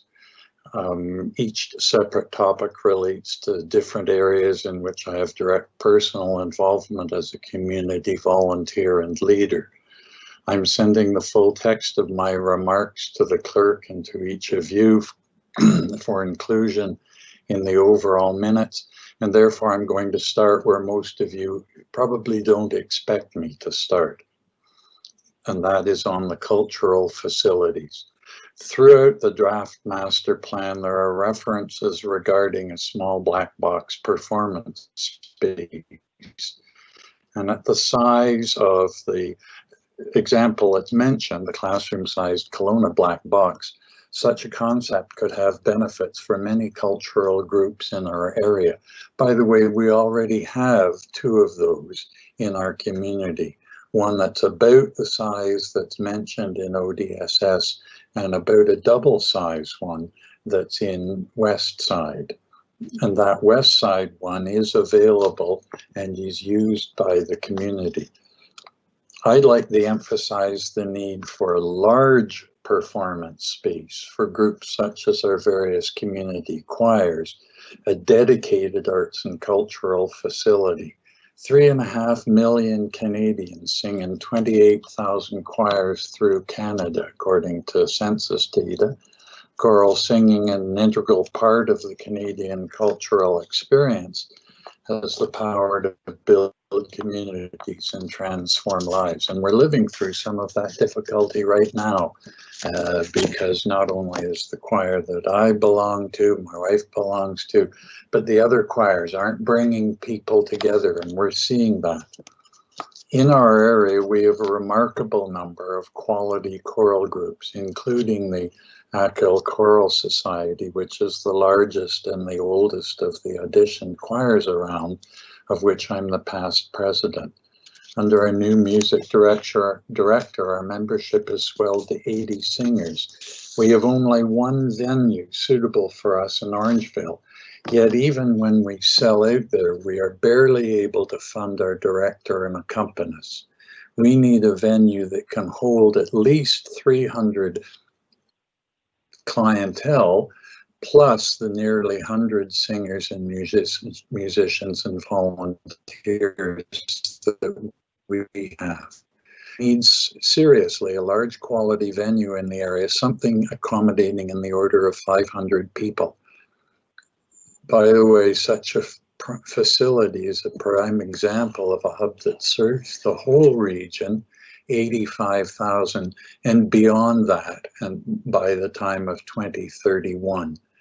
We are currently singing in one of the large churches in town, and they're very accommodating of us. They've done a fine job in working with us, but when we sell out, that's only barely making back our costs.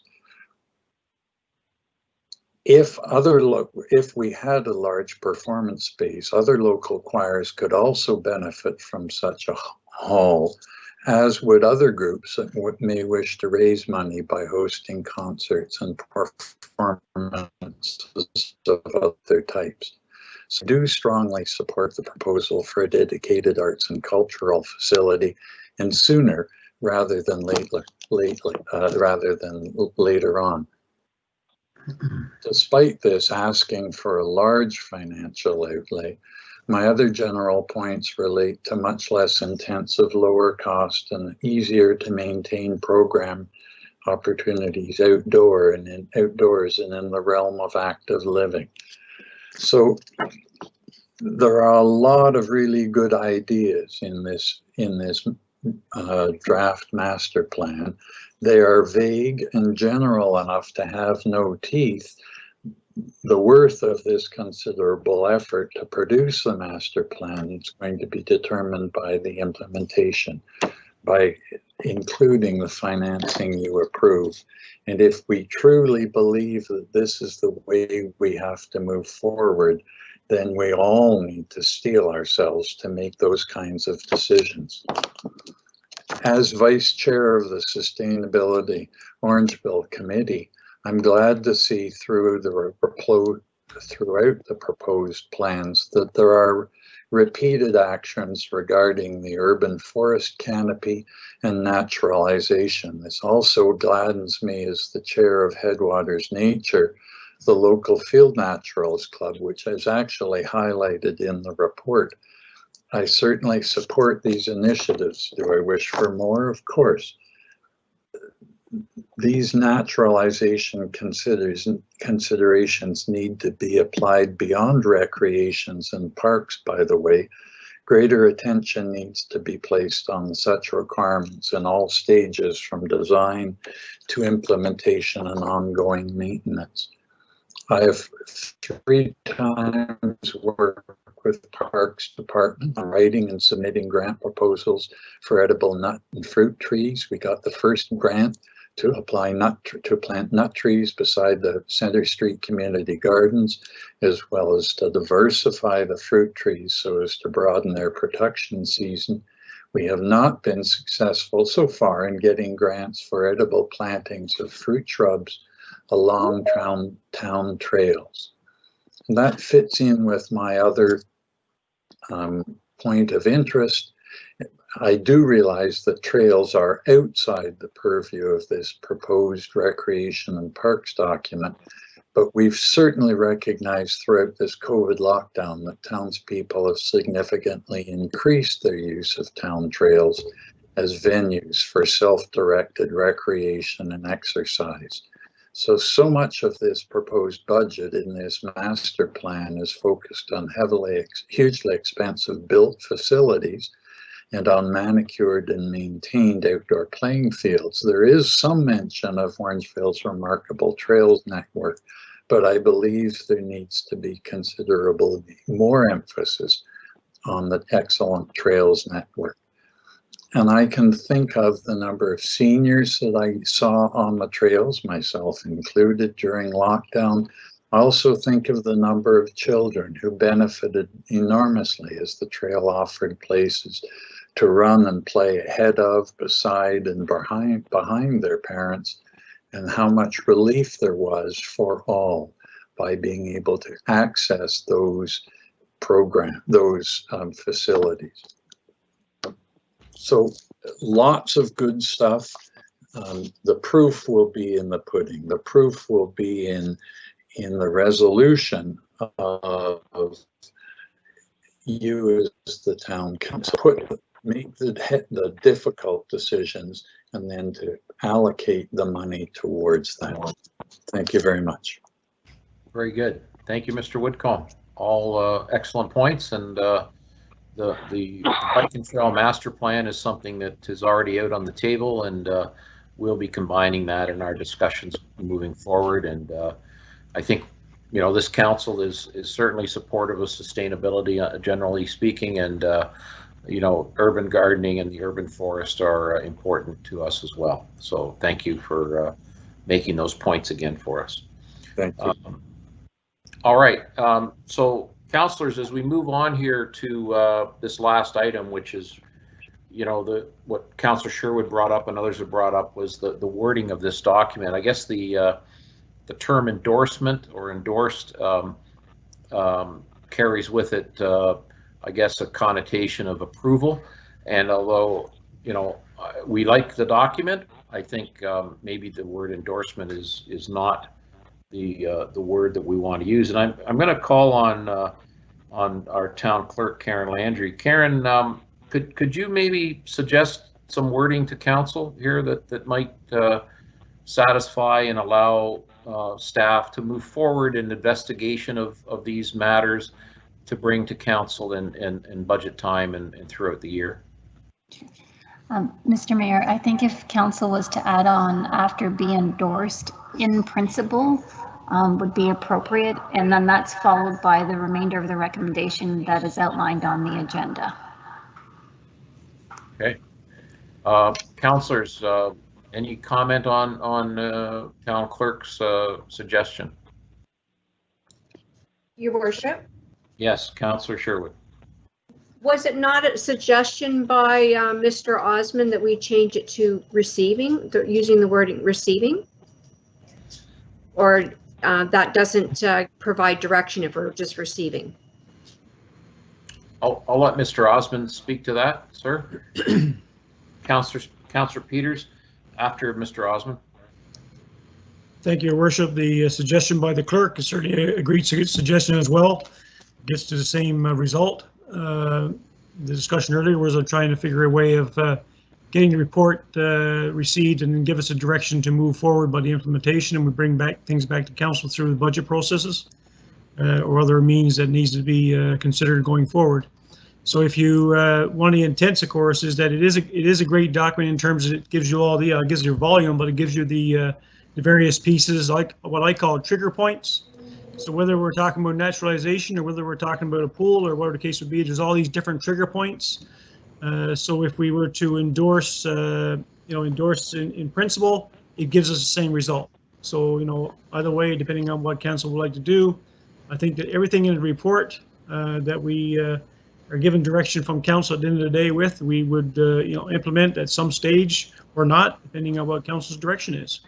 Right now, we have a report that's been presented that's got all the pieces into it from all the feedback that we did get, and that the basically as the consultants try to capture everything that they learned over the last year, and we're basically trying to endorse in principle that, and then take that and deliver that in all its different forms going forward.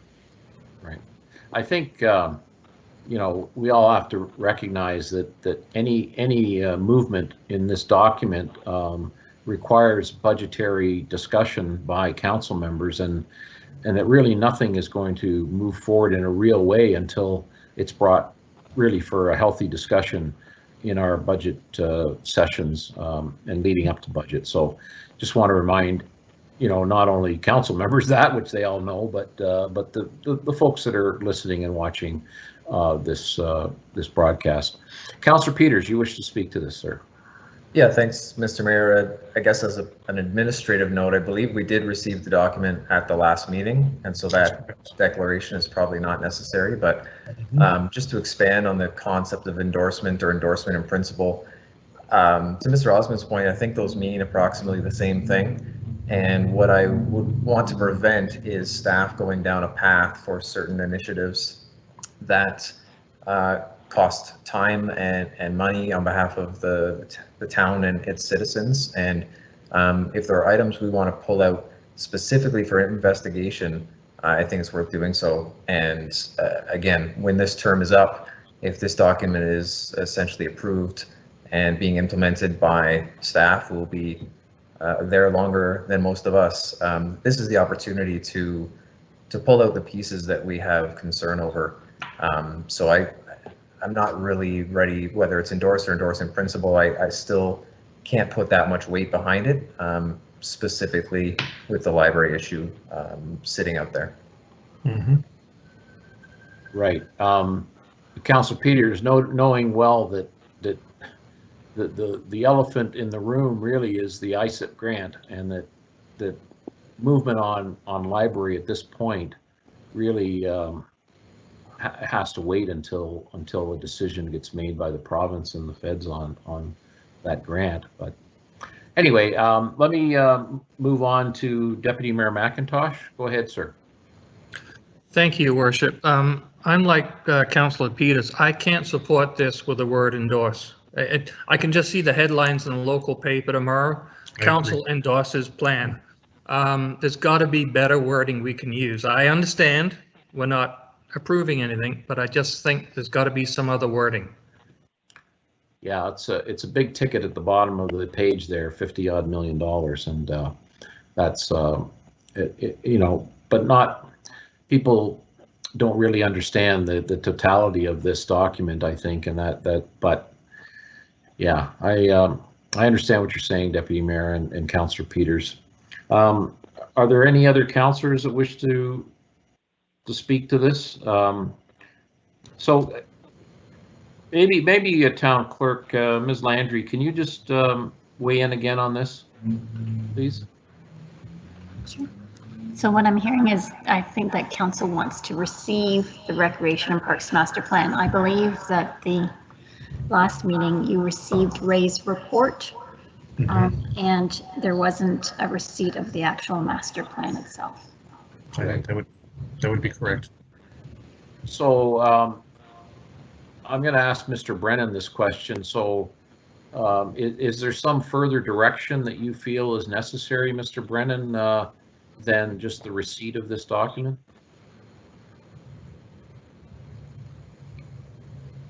Mr. Osmond, or sorry, Mr. Brennan?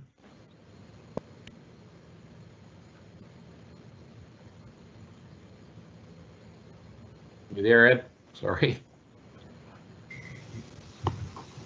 He is muted if he's trying to speak. Yeah. Ed, you're muted there. Maybe in his stead, Mr. Osmond, if you could speak to that point.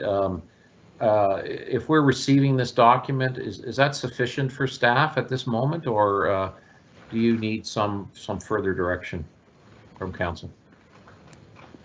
Your worship, I understand what council is saying. I understand Councillor Peters made a comment about you know, you wouldn't want to make a decision that's to do things at this point. Maybe what we could do is give us direction to bring back the implementation strategy or priorities, and then get council's input into future priorities before we go into the budget process, because we don't want to waste our time doing a whole bunch of work on the budget process.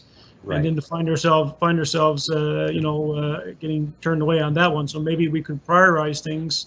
If there's issues in the plan that you want us to address, then we could do it that way.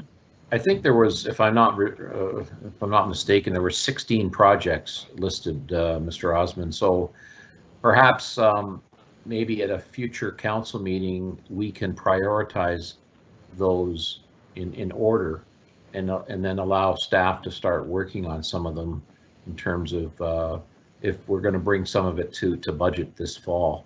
Does that work? Is that what you're suggesting? Yes, that would work.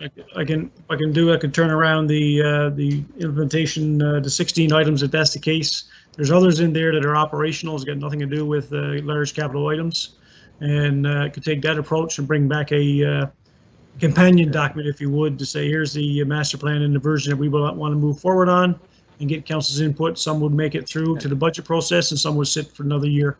Right. And if I'm not mistaken, each of those 16 projects had a rough estimated cost, correct? That's correct. And again, the 16 projects, of course, there's also a connection to the ISIP, and that's just the nature of where it was in terms of the timing. So again, like I said, if we don't have ISIP, then we would be moving that on the back burner, unless we find another way to approach it. Okay. Councillor Taylor wishes to speak. Go ahead, sir. Thank you, Your Worship. Just making sure I'm not on mute, and I'm good. I think Councillor Peters brings some common sense to this, and it's just, I feel uncomfortable leaving it in such a open-ended way. Like, I guess in my mind, I was thinking, and you know, for the public, we don't talk about these meetings ahead of time. Like, we arrive at a meeting and discuss a subject. So if it looks like it's disjointed, it's because we're doing this in real time. But I guess I was under the impression that we would be going through each item and debating the merits. And you know, there's things in here that have been bantied about for quite some time. And to me, I think we should be discussing them individually and going forward in that way. Like the Tony Rose Pool, the library, there's things in here that past councils haven't wanted to deal with, and I kind of think that we should decide what we're going to do on them.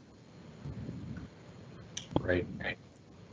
But it's kind of the chicken before the egg routine here, Councillor Taylor. With, you know, I keep bringing back the ISIP grant. You know, if and when that happened, it triggers a lot of other things, and I think it's very difficult to, you know, we would discount certain things without that grant, and others we would move forward on. So I'm finding it difficult to, at this moment, you know, for me to go over and sort of strike things out. I think it's premature right now, and I kind of like what Mr. Osmond suggested, and maybe to have staff come back with a prioritization, and maybe there's some low-hanging fruit there in terms of costs of certain projects that we can look at funding in this year or next without the ISIP grant decision being made. So I don't know what councillors. So I'm just hearing a note. So Madam Clerk, could you just weigh in on what you've just sent me there? I had just, based on what Mr. Osmond had indicated, if you took the first recommendation that the Orangeville Recreation and Parks Master Plan prepared by Think Design Inc. be received, and then the other two recommendations as printed in the council agenda, if you modify the second recommendation and say, and that council directs staff and the Community Services Department to report back on the prioritization and implementation of the recommendations, would that address the concerns that have been raised? Sounds like it. Councillor Andrews and Councillor Sherwood. Yeah, I would agree with the, and thank you, Your Worship. I would agree with the clerk on that modification. And again, I agree with Mr. Osmond's points. A companion document of some sort would help us tremendously. I know that there are a variety of priorities that each one of the members of council would like to certainly discuss. And I feel that the opportunity that has been expressed by the clerk helps out tremendously in this particular case. Okay, Councillor Sherwood. Yes, thank you, Your Worship. Definitely, I approve that wording. I too was on board with what Councillor Peters was saying. I just wasn't going to approve using the word endorsed. It just is too strong of a word, which went back to my original way back at the beginning of the meeting where I was just my whole head around that. But also, I think as a councillor, we all have different ideas of the prioritization. And I look at some of the recommendations down where certain things aren't going to come for 4, 5, maybe 6 years down the road. So I would look forward to having discussions as to what we think as individual councils want to shift and move some of those things at a, different stages, different years. Right. But thank you very much for the rewording. I will support that. Right. So, Councillor Taylor, I think we're going to have to slice and dice this document up and bring it to a number of council meetings to really go in depth on certain projects. And tonight really is sort of a high level review of it, and we're going to have to get into the trenches on this in the future, in the near future, on some of the items. But I'm with you. We gotta make some decisions, and some of them are going to be tougher than others, for certain. But any councillors wish to weigh in? I think the wording was, and that the Orangeville Recreation Master Plan prepared by Think Inc. be received, and that council direct staff in the Community Services Department to begin implementation of the recommendations in the master plan and bring back a report on prioritization and implementation. Is that satisfactory to council? Councillor Sherwood, Councillor Peters. Go ahead, Councillor Sherwood. I believe if you review back to the second paragraph, the clerk worded it slightly different than what you had, Your Worship, because I believe you said to begin implementation, and the clerk, I believe, reworded it to bring back. Okay. You're right. Right. My apologies. Yes. So she's inserted report back on the prioritization and implementation rather than begin implementation. That was a mistake I made. So that is my wish, and certainly I would endorse what the town clerk has suggested. Councillor Peters. I have the same comment. So okay. Thank you, Councillor. All right. Are we in a agreement there, councillors? Any further comment? Okay. So Mr. Mayor. Clerk, yes. Oh, sorry. Maybe you can't see me. I can't see. I'm sorry. Go ahead. I just had a quick question. Perhaps it's for Mr. Osmond. How will we address any of the things that perhaps we feel are missing from the plan. And I know it's 600 pages. How is there anything missing? But for example, and I'll just throw it out there, is that throughout the plan, it talks about adults 55 and over, stating that there's really no programming required from a municipal standpoint because they are well serviced through the senior center. As the chair of the Accessibility and Seniors Committee, I would disagree with that statement and would like to discuss more about implementation of seniors programming and also of accessible programming, which were left out of the plan. So if we go ahead with the wording that we are tonight, how will we go about adding some of those things in or discussing some of those things if we feel that there's merit to them? And I don't know who that's best suited to, but. Your Worship, I could speak to that, Your Worship, back to Councillor Post. First off, in the process, unfortunately, and I don't want to bring up the COVID word because I was trying to forget it. But unfortunately, in the process, we were supposed to have one more public meeting because of the way this thing is, and with a document this size, and with the complexity it is. We didn't have that final meeting. So what we're doing is we have, and I have to work with the consultant on this, and they're prepared to do some more editorial work that needs to clean up a few items, tweak a few items, and make some corrections. And there's been some.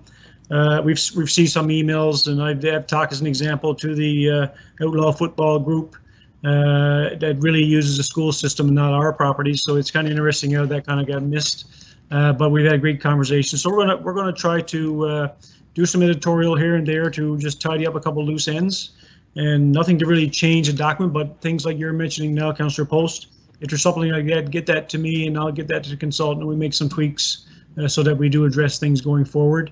It's not uncommon in a paper like this. I think as they say in the presentation, it is a living document. We'll make changes every year as we go along to adapt to the changes in the community and in the region. So no problem, get it to me as soon as possible, because we're going to do those tweaks real soon and wrap this thing up. Right. Thank you so much, Mr. Osmond. I appreciate that. And there's some more interesting discussions, I think, on the funding side of things as well. For instance, I had a conversation with the track coach at ODSS, wishing that the running track was rubberized so that they can spend more time on that track. You know, three seasons, maybe even 4 seasons a year. Putting artificial turf on the Upper Grand District School Board property might mean a partnership between the school board, the town, maybe Dufferin County, maybe some fundraising from the Outlaw Football Club.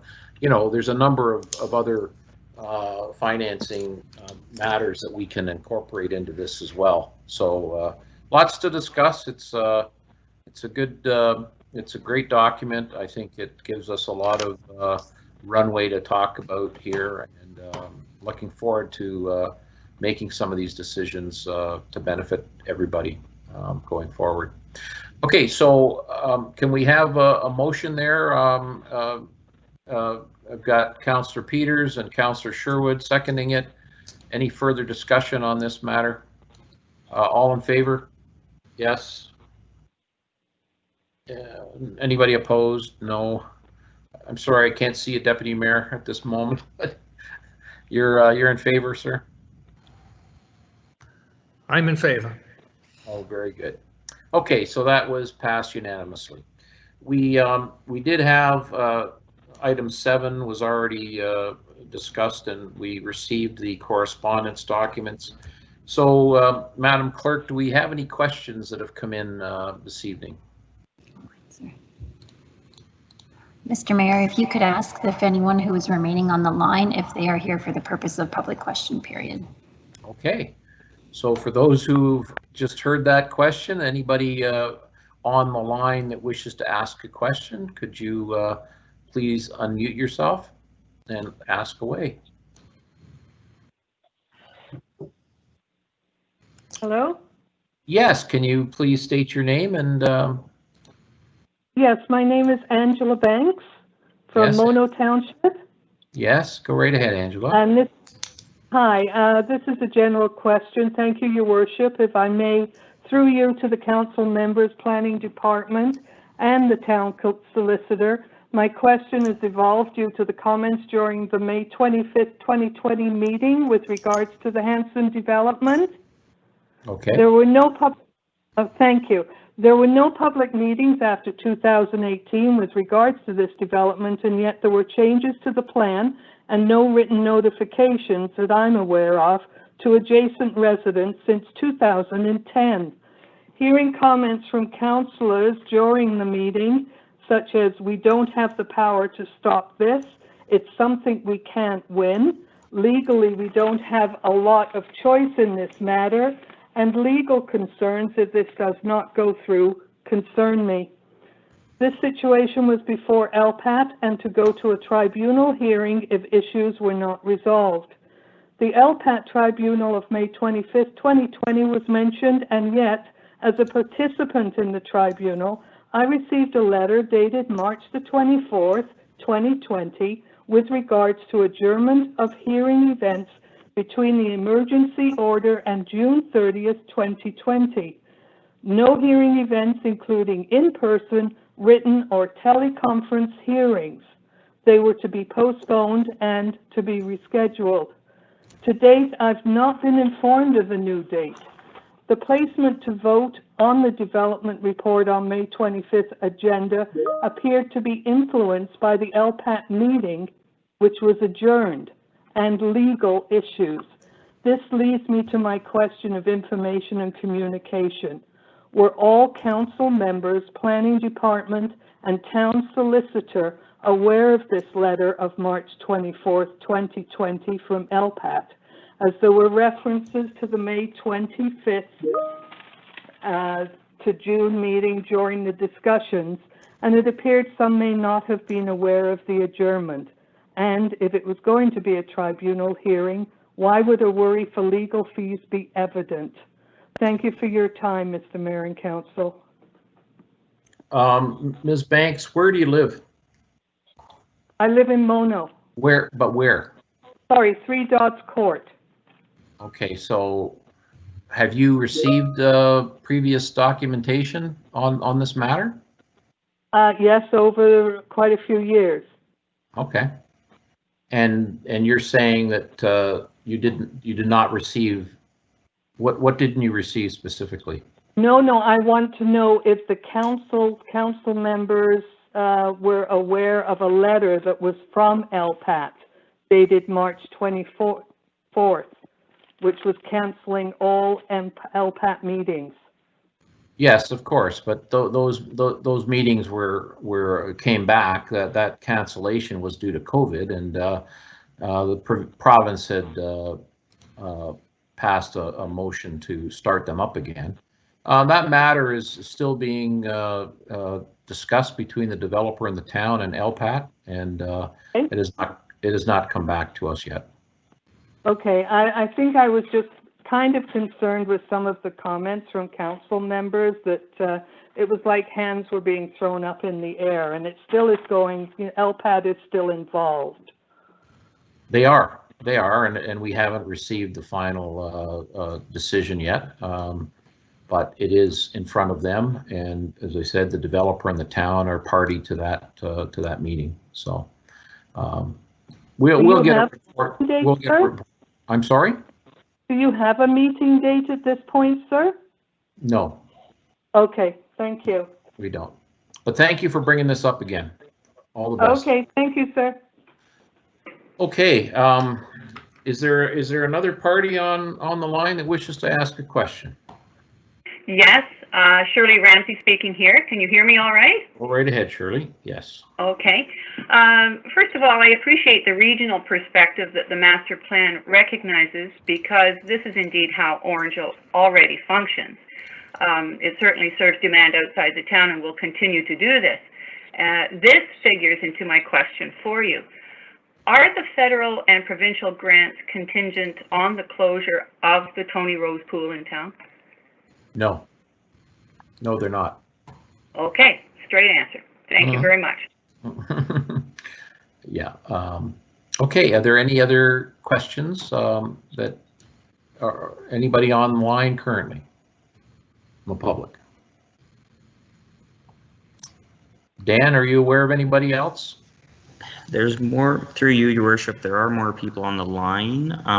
If anybody is muted, it's *6 on your phone to unmute yourself. They could also just be observing the meeting. Okay, well, I'll give anybody another minute or two here. If you want to press *6 to unmute yourself, you can ask a question. Just wait a minute here.